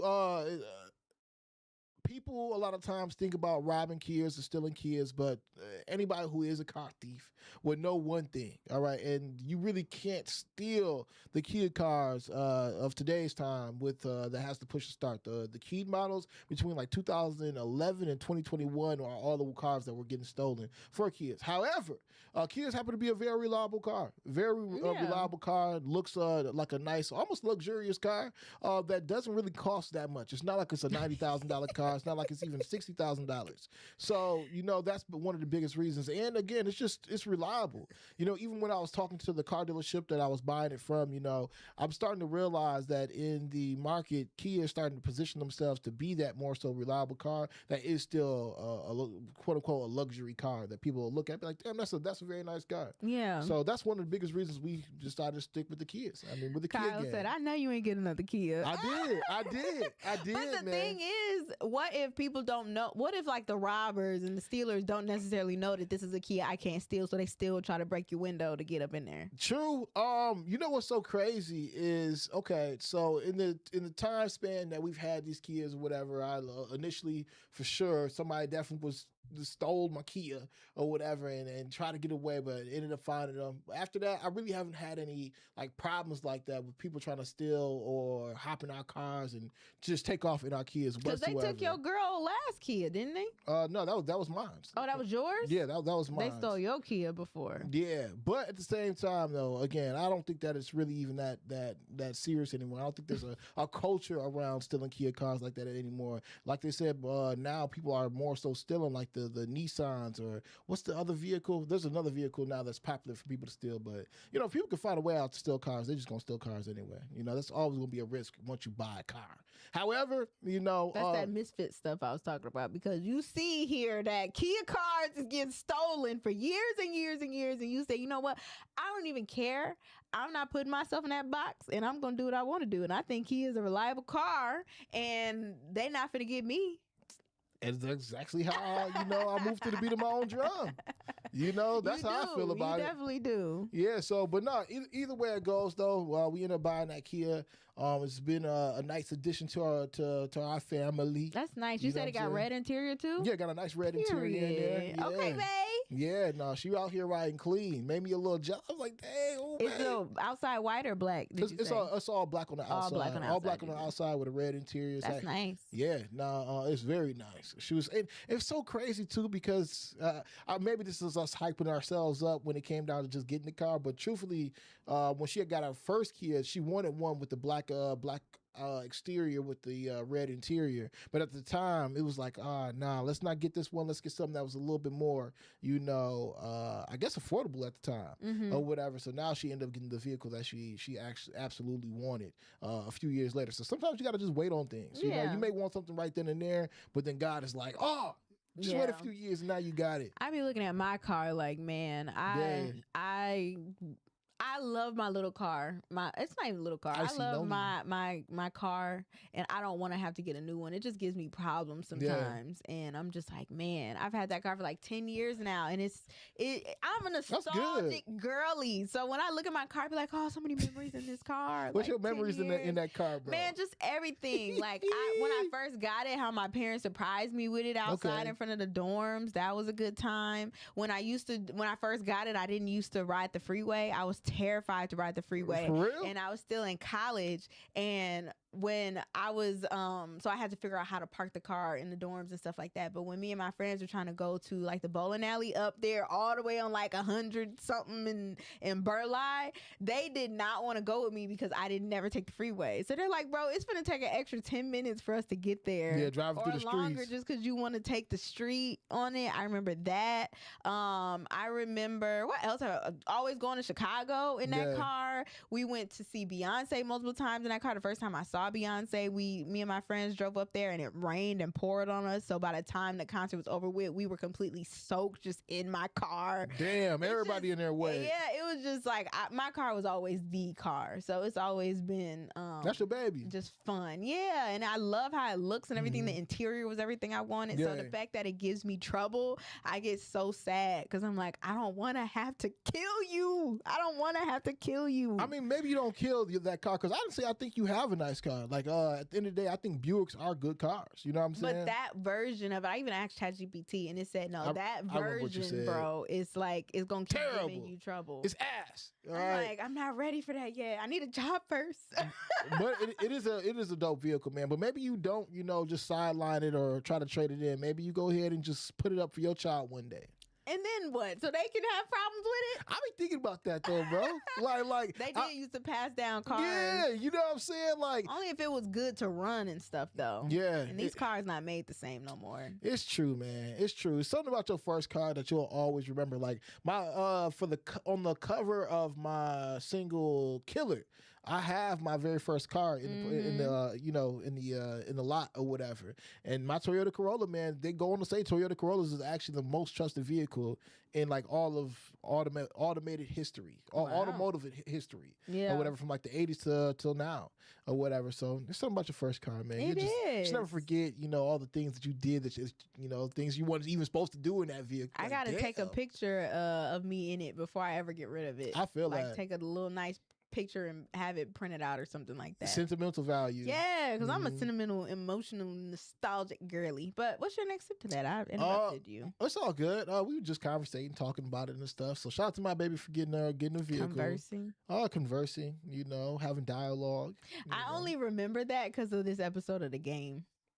Really? No, it wasn't The Game. No, it was The Game. Yeah. It's funny how TV shows that teach you words. Yeah, because Tasha Mack, I don't know if y'all remember this. Did y'all watch The Game? You talking about Lil Mama Mom? You talking about Bow Wow Mama? Talking about Glorilla Mama? I'm talking about I forgot the player's name, Mama, but Tasha Mack in the show. I remember she was at this party and she was telling people like, "Oh, I'm just gonna sit here and let y'all conversate." And she was dating like a coach, right? But he had a lot of white friends, and so his white friend was like, "Conversate? Huh, that's not even how you say. It's not a word. It's converse." And she was like, "Conversate, converse. I'm gonna let y'all talk or whatever it is." It was just so funny. So now, anytime someone say conversate, I think it's converse. Yeah, that's hilarious, G. Okay, so my second sip to that. What's so funny? We be going on tangents. We do. There's something wrong with our brains. Dog, we just be talking sometimes, man. But we converse. This is what we do. We laugh in between and stuff. But no, secondly, my second sip to that is I don't know if I want to make it my second or my third. Okay, I'll make it my second. My second one is the fact that the Supergirl trailer just dropped.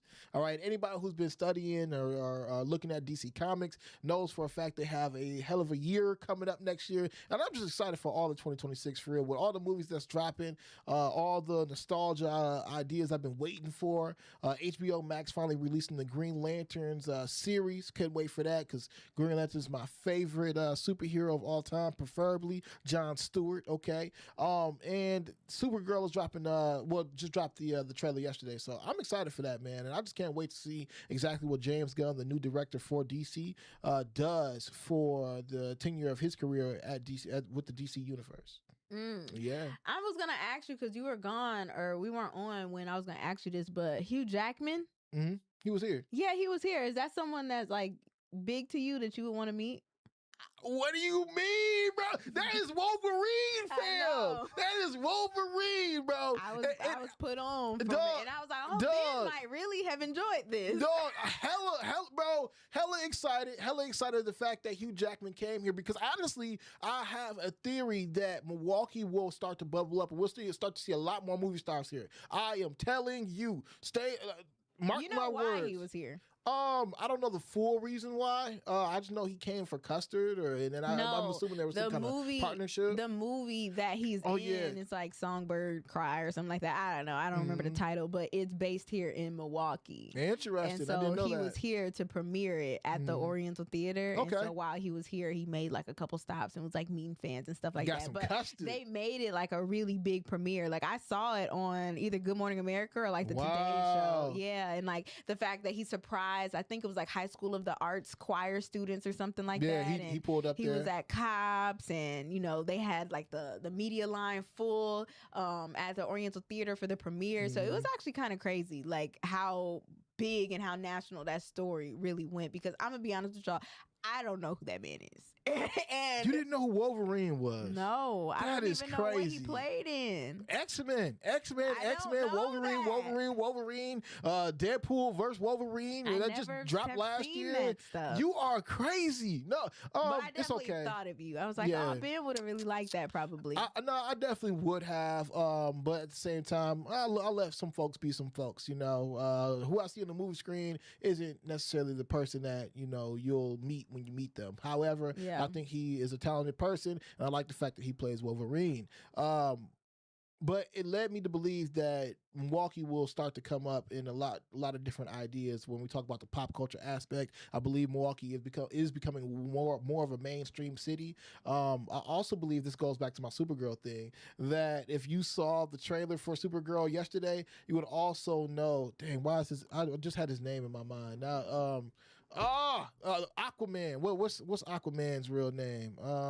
The dude, Jason Momoa. Jason Momoa is actually in the Supergirl movie, and he's playing a gentleman by the name of Lobo. But if anybody knows anything about Lobo does motorcycles.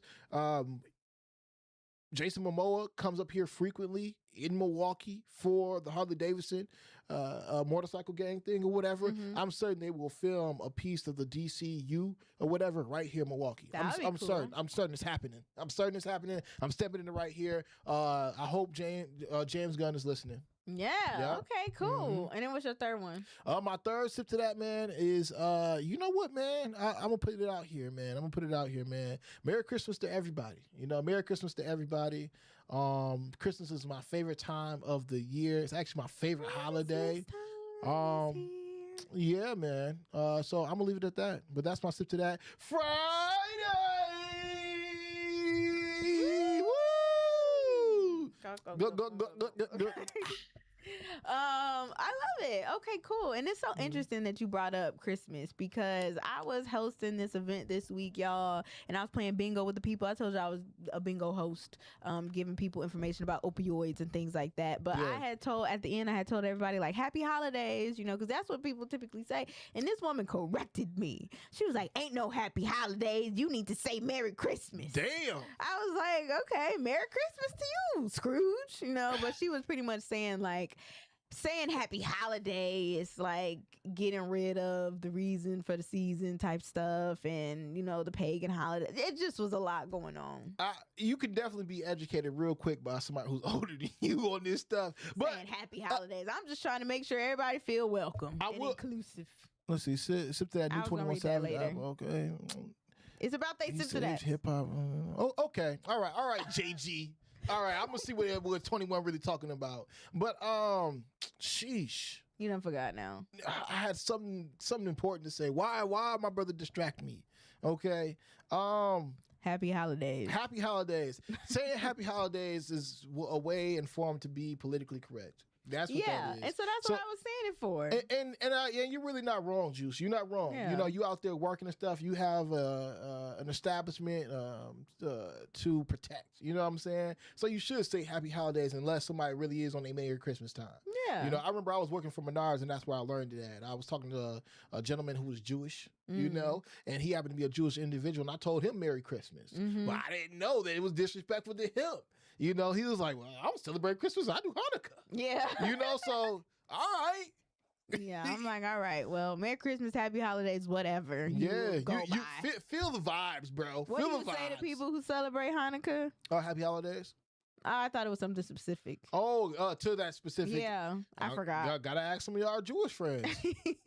Hey, that's really it. I don't want to be disrespectful. I'm trying to respect everybody. No, facts. You know? All right. And then there's some folks who celebrate Kwanzaa. I know that's fair. That's the one I was thinking of. What I forgot what you say for people who celebrate Kwanzaa. Bro, who knows? Ojima.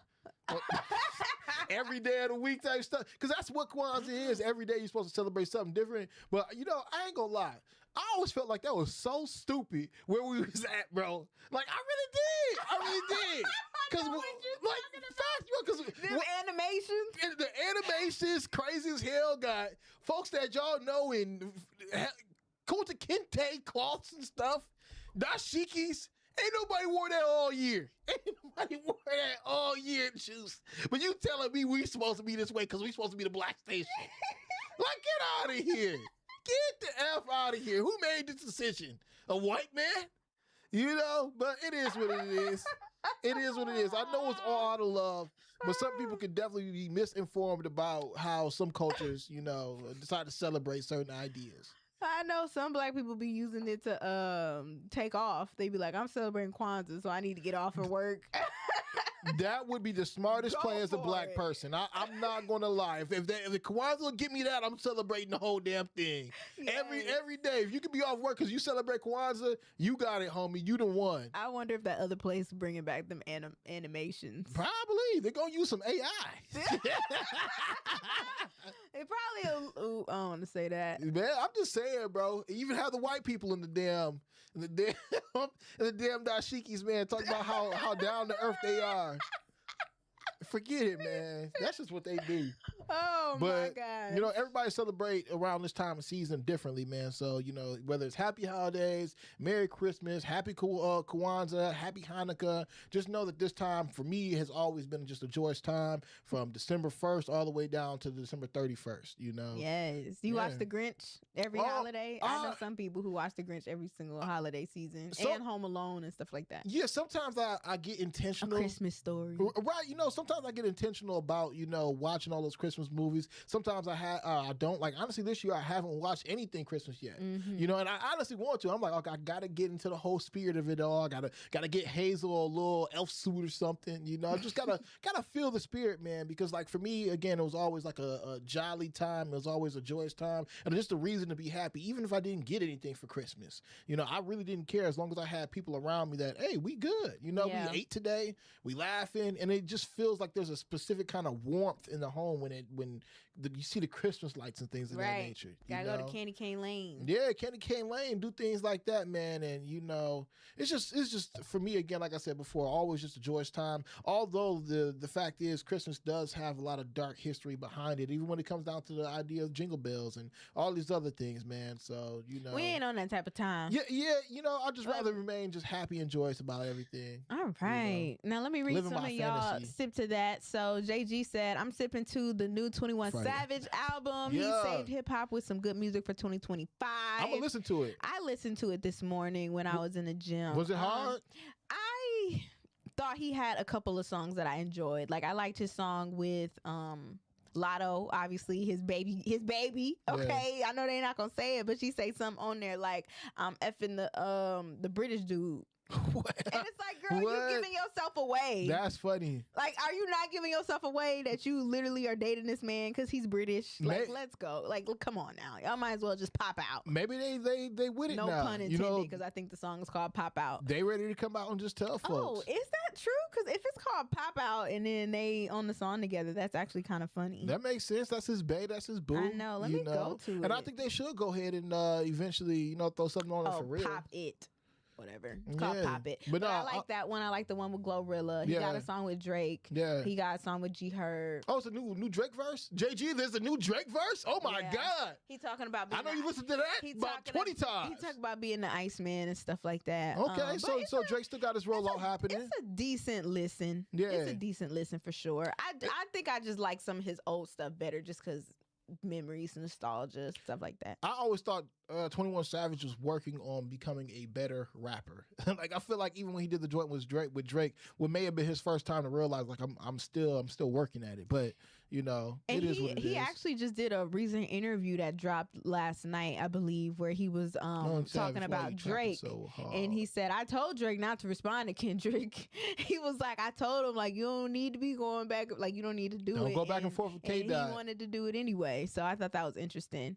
We got Josh Germain saying, I'm sipping to find out who your real friends are. Stay woke because your friends sometimes you're op and don't want you to do better than them. I'm sipping for the revelation. Amen to that, Josh. No, that's real. Amen to that one, Josh.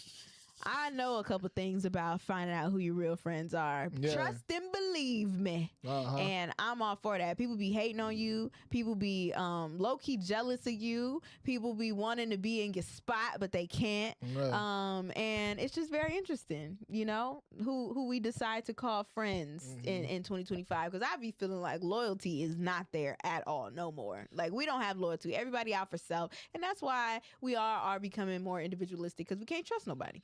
Yeah, man. You can't trust who you call your friends, none of that. The trust factor is definitely has dried up, especially when you're getting older, man. You don't got too many of them, you know. Right. That's the truth. All right. Now, I'm going to move into my Sip to That Friends. Friday. How many of us have them? No, you didn't do it, bro. No, I just want to sing that. I'm still down to sing Sip to That Friday with you. Okay. Sip to That Friday! And I was gonna sip to the fact 21 drop because I ain't heard from him in a little minute. Young Savage, why you trapping so hard? And I like his album, the one he dropped in like 2017. Nope, 2016. Yeah, he came out in 2016. Yeah. Oh, but that might have dropped by the end of like 2015. Yeah, I like that one a lot. Young Savage, why you trapping so hard? But one of the things that I kind of want to bring up a full-car garage is this idea that there are a lot of restaurants now that are struggling, and I've been seeing this. Really? Yeah, like I've been seeing this trend in like Milwaukee. What do you mean? Yeah, that's what I'm talking about. And this story here is from on Milwaukee for sure. Talk but to me. Even just on the news, I got a theory. Even on the news and on the east side for sure, it's like 3 or 4 spots that's like in danger of potentially closing. I mean, they already announced that Beans and Barley was closing over there on North Avenue. I don't know if you ever been over there, but that's been there for like 30, 40, 50 plus years, you know, as a staple on the east side. But restaurants are struggling right now, and they're asking for just assistance, you know, that because you can make a difference this holiday season. So I just wanted to bring awareness to it, because they're saying that you could buy gift cards, maybe cater holiday events locally, and they are requesting to order directly from restaurants and not the apps itself. Because a lot of people now, I think, do like DoorDash and Uber Eats and stuff like that, but I think that takes a cut from the actual restaurant and they're not getting the full, you know, payment or something. I don't know exactly how that works, but they're saying that they're struggling and they need some help. So if you can share like a local business that you appreciate, or if you are just in love with one that you want to support, make sure you do so during this holiday season, because right now a lot of them are struggling, and they're saying their high prices, like if they have stuff priced in their stores, they said that's not the problem. They said the issue is, where was it? Not enough customers are coming, or inventory. Dang, I can't even find where it was. But yeah, they're pretty much saying it's because of labor, it's because of inflation, it's because of like tariffs, it's because of all of these things that's going on now, and people aren't coming in as frequently as they used to. So if you can support a local business, make sure you guys do so. But my thing is, and the reason why I bring it up for my sip to that is because I'm a little bit conflicted. I'm not conflicted, but I really want to try to find a solution to how we can better help businesses, and not just small restaurants, but just like small businesses in general, especially locally. Because my whole theory is this: if we're all kind of struggling, how are we gonna, like, if we're all struggling, let's say you don't have food stamps no more, or you're struggling with your health insurance, housing, or now you're unemployed and you don't really have any money. If you don't have no money, you can't just be giving it out to restaurants, or you can't just be giving it out to some of these local businesses, even if you really want to be able to help. And I feel like like there are so many businesses out there that are struggling, or small businesses, I should say, that we could be giving our money to. But if we don't have it, how we gonna give it to you? And then not even just that, how we gonna spread it out equally so we are able to support all of our small businesses? You know what I'm saying? So one way that I did think about a solution is, with the holiday coming up, for presents and things like that, don't go to Walmart, don't go to Target. You ain't supposed to be in Target anyway. But maybe just go to a local shop or something and find like a trinket that they have, or purchase a shirt from like a local brand or something like that you can give out to your family members and things like that, to maybe try to help them. Because when we do spend our money, we're spending it at bigger corporations. Like, I do know we are doing that, but I'm just trying to understand how we can kind of spread the wealth. Because even when I remember we were talking before about that one breakfast spot closing back in the day. What was that called? On that corner. Black and Rise Cafe. No, it was a different black establishment. Yeah, it was like a black breakfast spot. And we talked about it like in February or March or something. Yeah, and I had said, like, there are so many black restaurants out here. It's impossible for me to constantly spend money with all of them. Yeah, that means I'm eating out either every day or every other day to try to support what you guys got going on. And then even that, sometimes people don't want to eat soul food all the time. Like, I'm more on a health kick right now. And that's true. Y'all aren't even supporting or supplying me with like healthier options to be able to support y'all, And so I'm just trying to think of how we can just spread it all equally when we're all kind of struggling out here, and it's kind of sad.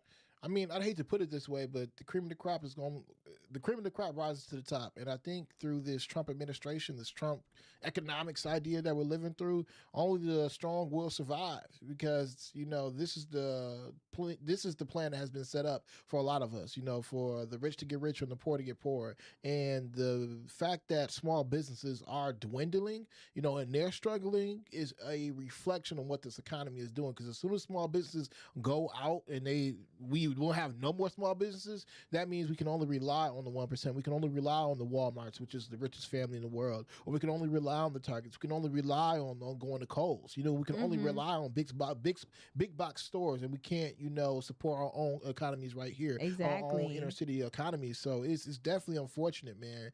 But it was Coffee Makes You Black. Thank you, Trey and SE. But yeah, that's the one I was talking about. And I'm just like, man, there are so many. I just saw a woman, shout out to her, I don't remember her name, but she just announced that she's opening up her soul food spot or soul food lounge or something like that. That's the problem, though. But then I'm like, and this is not a diss. I don't want nobody thinking I'm dissing her, and I wish her well on her business. I'll probably stop in from time to time if I can, check it out. But I just feel like we have some of the same thing. Like, there are so many soul food spots out there. I can't possibly, name help and support all of them all the time. Bro, I'm not gonna lie. So our time off or whatever. So many clothing brands and clothing lines. It's like I can't support that all the time.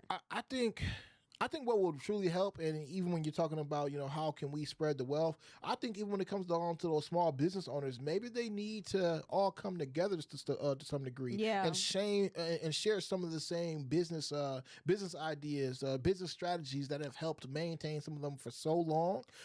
Because I was listening to a lady, and I think she was out of Atlanta, but she had brought up a valid point, and it was a little bit about our own history and other ethnic groups' history here in America. And it went down to a conversation that she was having with another gentleman who, he went to go ask her, like, hey, what business do most Indians have or whatever? And the conversation led up to being like, oh, they have like a lot of gas stations, they have corner stores, they have like motels. That's the type of business that the Indian man comes over here and gets into a lot of the times. Not to stereotype anybody, but this just typically ends up being what it is, or whatever. He went on to go ask, like, what's the business that, like, white people own or whatever? It's like, oh, the corporations, they got all these things. And the Asian man, it's maybe be like it may be like the dry cleaners, or it may be other little things. And then the Hispanic man is like the contractor or whatever. That's what they go out and do. When it comes down to black business, she was like, well, we got like rib spots. She's like,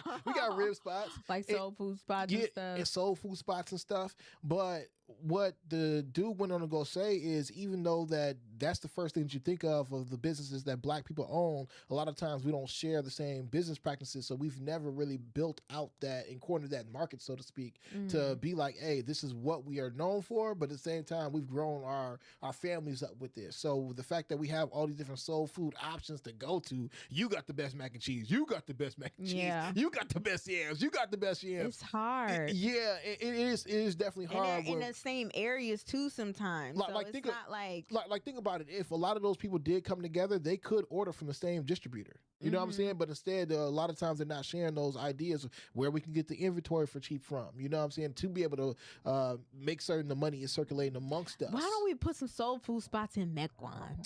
And there's another option too. Like, let's expand it to other groups, because it's some black people out there in Mequon. I ain't gonna name them because they don't want to be named. Forget about just black people.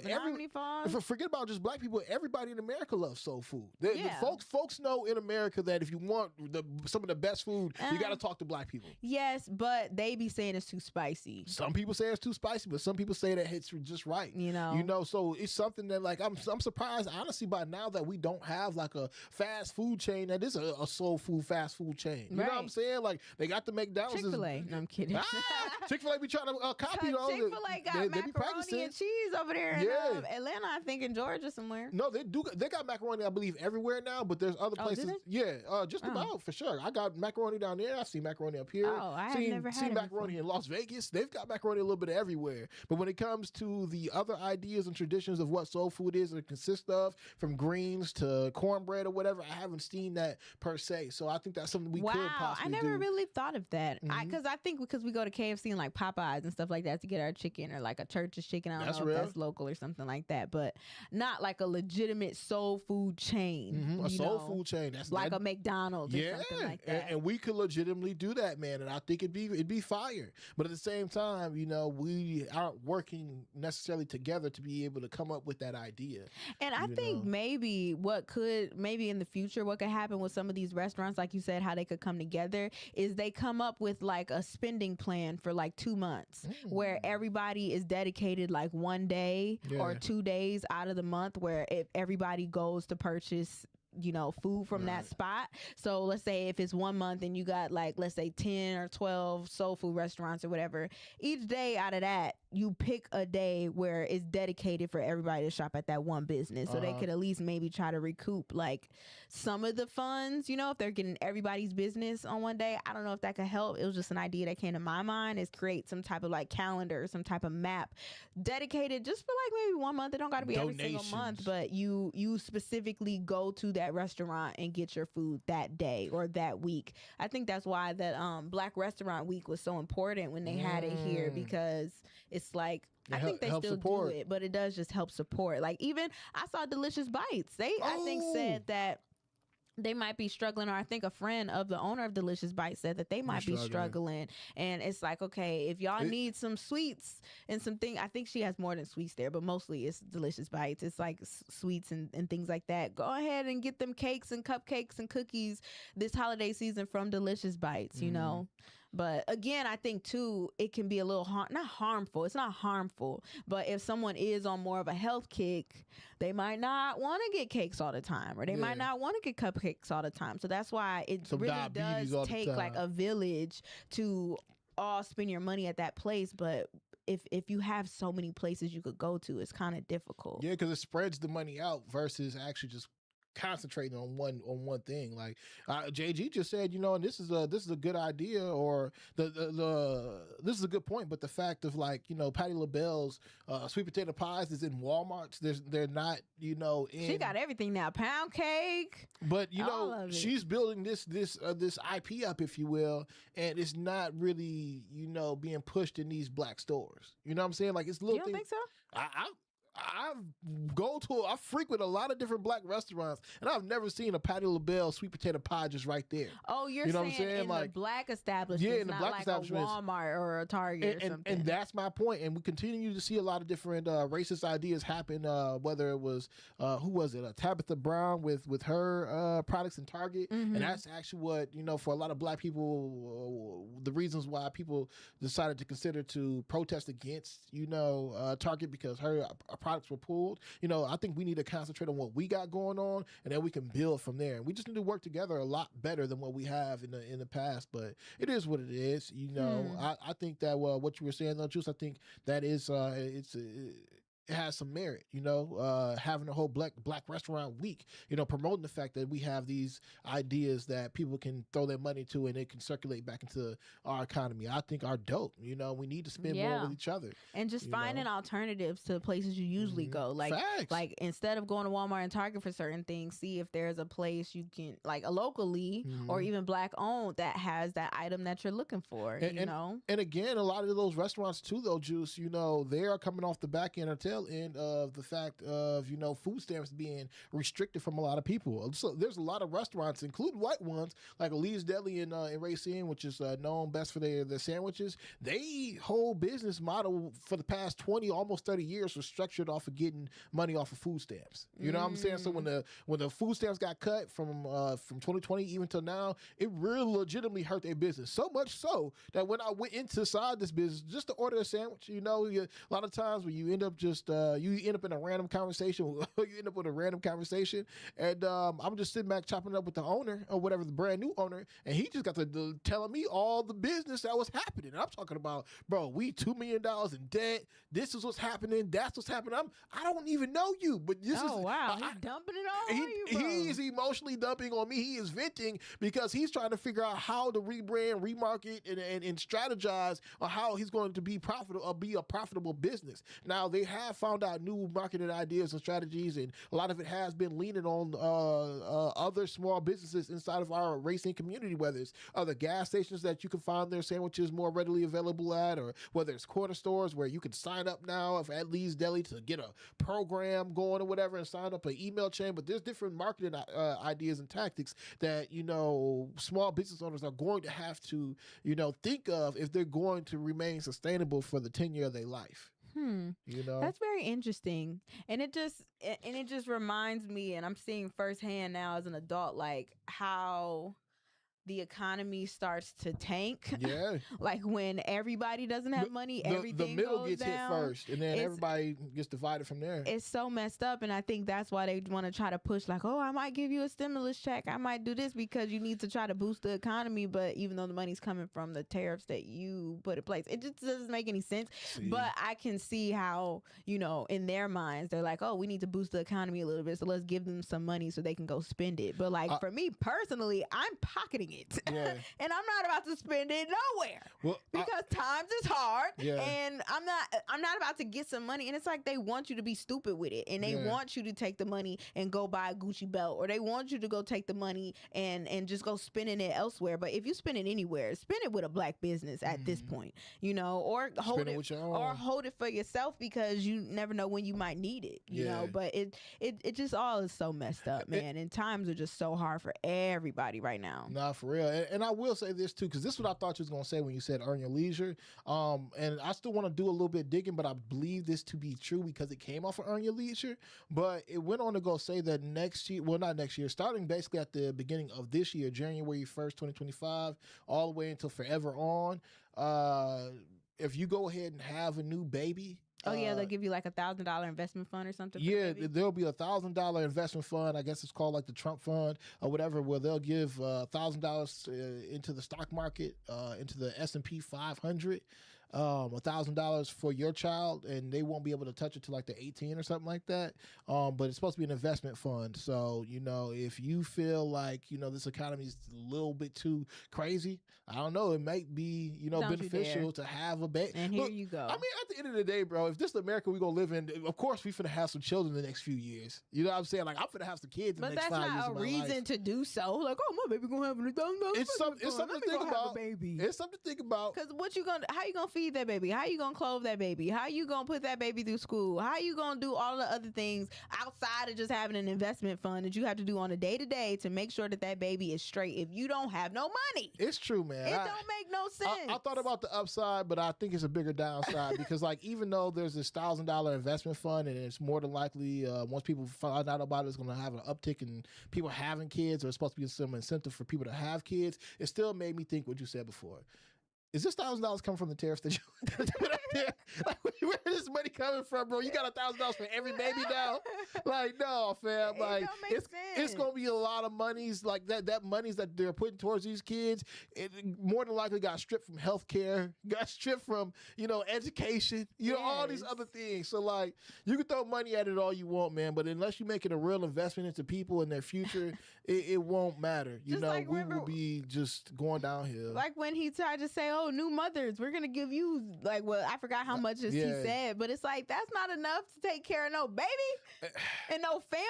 Daycare within itself is expensive. Like, what are we doing here? Like, what are we talking about? You think we stupid? I think he think we stupid. Honestly. He think we stupid. I love the poorly educated. He do, because he think we dumb. It's true. And I think he doesn't know what this generation, the millennial generation and the Gen Z generation, has been tasked with in what we've seen as we've grown up. Again, there's a statistic out here saying that we're not having kids right now for a reason. There's a statistic out here right now saying there's been less sex than any year prior to up to this year right now. This whole generation is not having sex how our parent or grandparents They got were. other things to think about, bro. Yeah, folks are stressed out.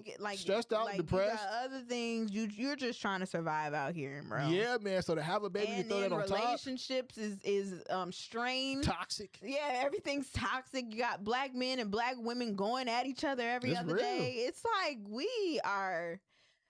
it's a lot. But and Donald Trump is president. Damn. That was my sip to that. Friday. We're gonna take a pause for the cause. Woo! Wait, we got a woo! Woo! Wait, let me actually drink some. Yeah, good. Your mouth dry. Mm-hmm. It's all good. We're gonna take a pause for the cause. Hear from our sponsor at Allstate, and then we're gonna wrap up the show with a bow. With a giving big you bow. our drop of juice on the other side. Nobody protects you from mayhem like Allstate. I'm thick cut bacon sizzling on your stove. And while you were over there smearing your bagel, this little piggy went on a splatter spree. And if you don't have the right home insurance coverage, you'll be crying wee, wee, wee over this fire in your home. So get Allstate. Contact Milwaukee Allstate agent Cindy Johnson today at 414-445-2558. Subject to terms, conditions, and availability. Allstate Vehicle and Property Insurance Company and affiliates, Northbrook, Illinois. We're back. We're back. And we only got like a couple minutes here. Yeah. And so we are going to wrap up the show with a bow, giving you our drop of juice. And I think we have 2 shared drop of juices, actually. Let's do them together. So the first one is I want to say shout out to Ben, who got me a donut. Ooh, it smells so good even outside of the bag. I haven't had this donut since we were at the other place. I be saying the other place like I can't say where we came from. It's the truth. I mean, we could. That's so funny. You see how that works, though? It is. I'm so excited to eat this donut. I gotta go heat it up because I love the donuts being heated up. But we have an announcement to make, you guys. Yes. We have an announcement to make. So there's gonna be some changes with Jammin' with Juice, you guys. The frequency of how often we do the show is gonna have to change. Would you call that a format change? It is a format change. Yeah, it's like a format change. So we won't. Today is the last day we'll be doing like a morning rendition of this show. We are not going to be able to do a morning show every day every day after today, you guys. And I'm just going to speak for myself when I say that when we started this, we knew that with the way the economy is going and with the way just life happens and everyone's unemployed, we had a conversation and we're like, we understand that there are other things that we want to probably prioritize. Yes, there are some other things that we want to prioritize individually as well. And we knew that if an opportunity were to come up, that we would have to figure that situation out. And so there hasn't been any opportunities necessarily that we have gotten, but we just came to the conclusion that we're like, okay, we're going to have to make some format changes. So why not just do it right now versus prolonging it? And while it's still early. So this is going to be the last morning rendition of Jammin' with Juice. However, as our as our schedules align, we do plan on still doing some type of form of the show. We don't necessarily want to say it's going to be weekly, just because, like I said, with the way our schedules work, it might not be weekly, since we want to do like live with y'all, because we love interacting with y'all in the chat and stuff like that. Like, we've thought about, okay, maybe we could do uploads or something where we make sure we get it done. But I personally like the live feature, being able to talk with y'all in real time. Facts. With that, we're just going to have to play it by ear most of the time. But I want to say, with that, make sure y'all are still subscribed. Make sure you guys are still following us on like Facebook and Instagram, because before we do end up going live, y'all, we'll probably make a post about it. Like, hey, y'all, we're going to be going live at this time, at this day, so y'all can be a part of what we got going on. It's just not going to, I'm not going to say it's going to be weekly, but we still love chopping it up together. We love, you know, having Jam with Juice and being able to have this platform with y'all. And we want to still find some way to just still have this community. I guess I would call it a community. Yeah. Still have the community. The Juicy Jammers. Just in a different way. And in a different form, and how it works for us. But, you know, there's just things we got to work on and prioritize. And we realized it, and we had to make the changes. But I personally want to say I appreciate y'all and thank y'all so much for rocking with us for the morning rendition of Jammin' with Juice. Like, it's been amazing that it's just been amazing being able to do a morning show. Like, that's something that I never thought I would have so early in my career. And I'm going to miss that part of it. But the show is still going to be the show when we do the show. And so I wanted y'all to know that. But you got to stay updated with us, all right? Like, you have to still be following and all of the things so you can get the notifications and stuff like that when we are going to go live and when things pop off and we have to talk about it. It's just we got to figure out a way to work it out around our schedules. That's what I'll say. Yeah. You look so sad. I'm not sad. Okay, you got your hand on your face. I mean, let's see, go out there. Be great. Hey, I think you said everything. Yes, I think I did too. But I just want to make sure they stay updated. Like, still follow us and everything. Yeah, stay updated, man. Follow Juice's page, follow my page. Because we haven't left this whatsoever, man. We we're just growing in our journeys. And that's really what it comes down to. You know, life is about growth and evolution. We're still good friends. So at the end of the day, you Always. know, we're still really great at doing this, as y'all can see. So it's just like you said, man, we gotta fund our lives a little bit, you know. And if it ever comes back around, I'm certain that we'll be able to do this. So more consistently. Yeah, more consistently. That's why I'm saying it's not that we're ending it. It's just it won't be as consistent as it has been every single day, every morning. Yeah, that's all. That's all it is, y'all. Juicy Jammers. Yes, stay locked in. We wanted to end the note on a positive one and saying thank y'all so much. Shout out as Easton. Y'all go out there and be great. We definitely are. It's right there. It sounds like a breakup. It's not you. It's me. Whatever. Hey. Y'all know it's all love over here. It's always Jam with Juice for life. What do we say? We got hired together. We got fired together. Jam with Juice for life. And that's what it's always going to be. And for real, though, man, we really do appreciate all y'all, man. Yes. S.E., Josh, man, Trey Tay, JG, Anita Nicole, Sincere, Kawanda. Man, if I'm forgetting, Black Conscious, Kayla, Israel, Kayla, auntie, like everybody. CE. Yeah, everybody, man. Josh, Jermaine, like honestly, everybody, man. We really do appreciate all of y'all, man. Again, like I said before, y'all don't know how much that this really does mean to me. That we were able to accomplish so many great things independently for like every day was crazy. Like that we were able to do it for this long. Yeah, man. So we just proud that this thing actually worked out. But at the same time, real life situations do occur. So we got to go ahead and take care of that as well.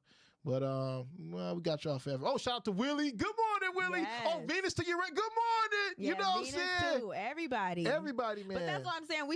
We're gonna figure it out. So just stay subscribed so y'all could keep updated with what we got going on and all the surprises and stuff. For sure. And when we do a show, make sure y'all are there so we can all chat about it, talk about it, and all of the things that's going on because, yeah, that's important. But, yes, y'all, thanks so much for tapping in the Jam with Merry Juice Christmas. today. Merry Christmas. That is true. Merry Christmas. Happy holidays, if, politically correct way. Right. And have a good New Year if we don't do a show by New Year. So yeah, it's the end of 2025. Reflect on your life and figure out a way to make things work for you, and go out and chase your dreams, bro. That's what I say. Go out and chase your dreams and Fresh do what to you're the supposed to do bucket. out here. Okay, so we will catch y'all next time that we do Jamming with Juice. Okay, it's Jamming with Juice, baby. I'm your girl Noni Juice, always keeping it juicy. Shout out to Benjamin.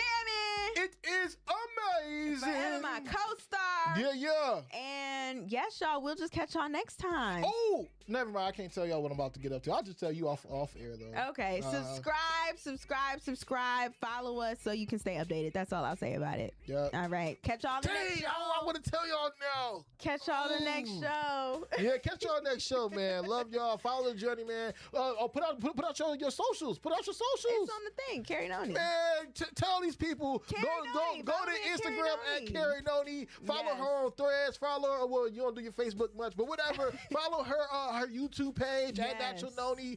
Follow your boy Benjamin at Benjamin_universe on Instagram.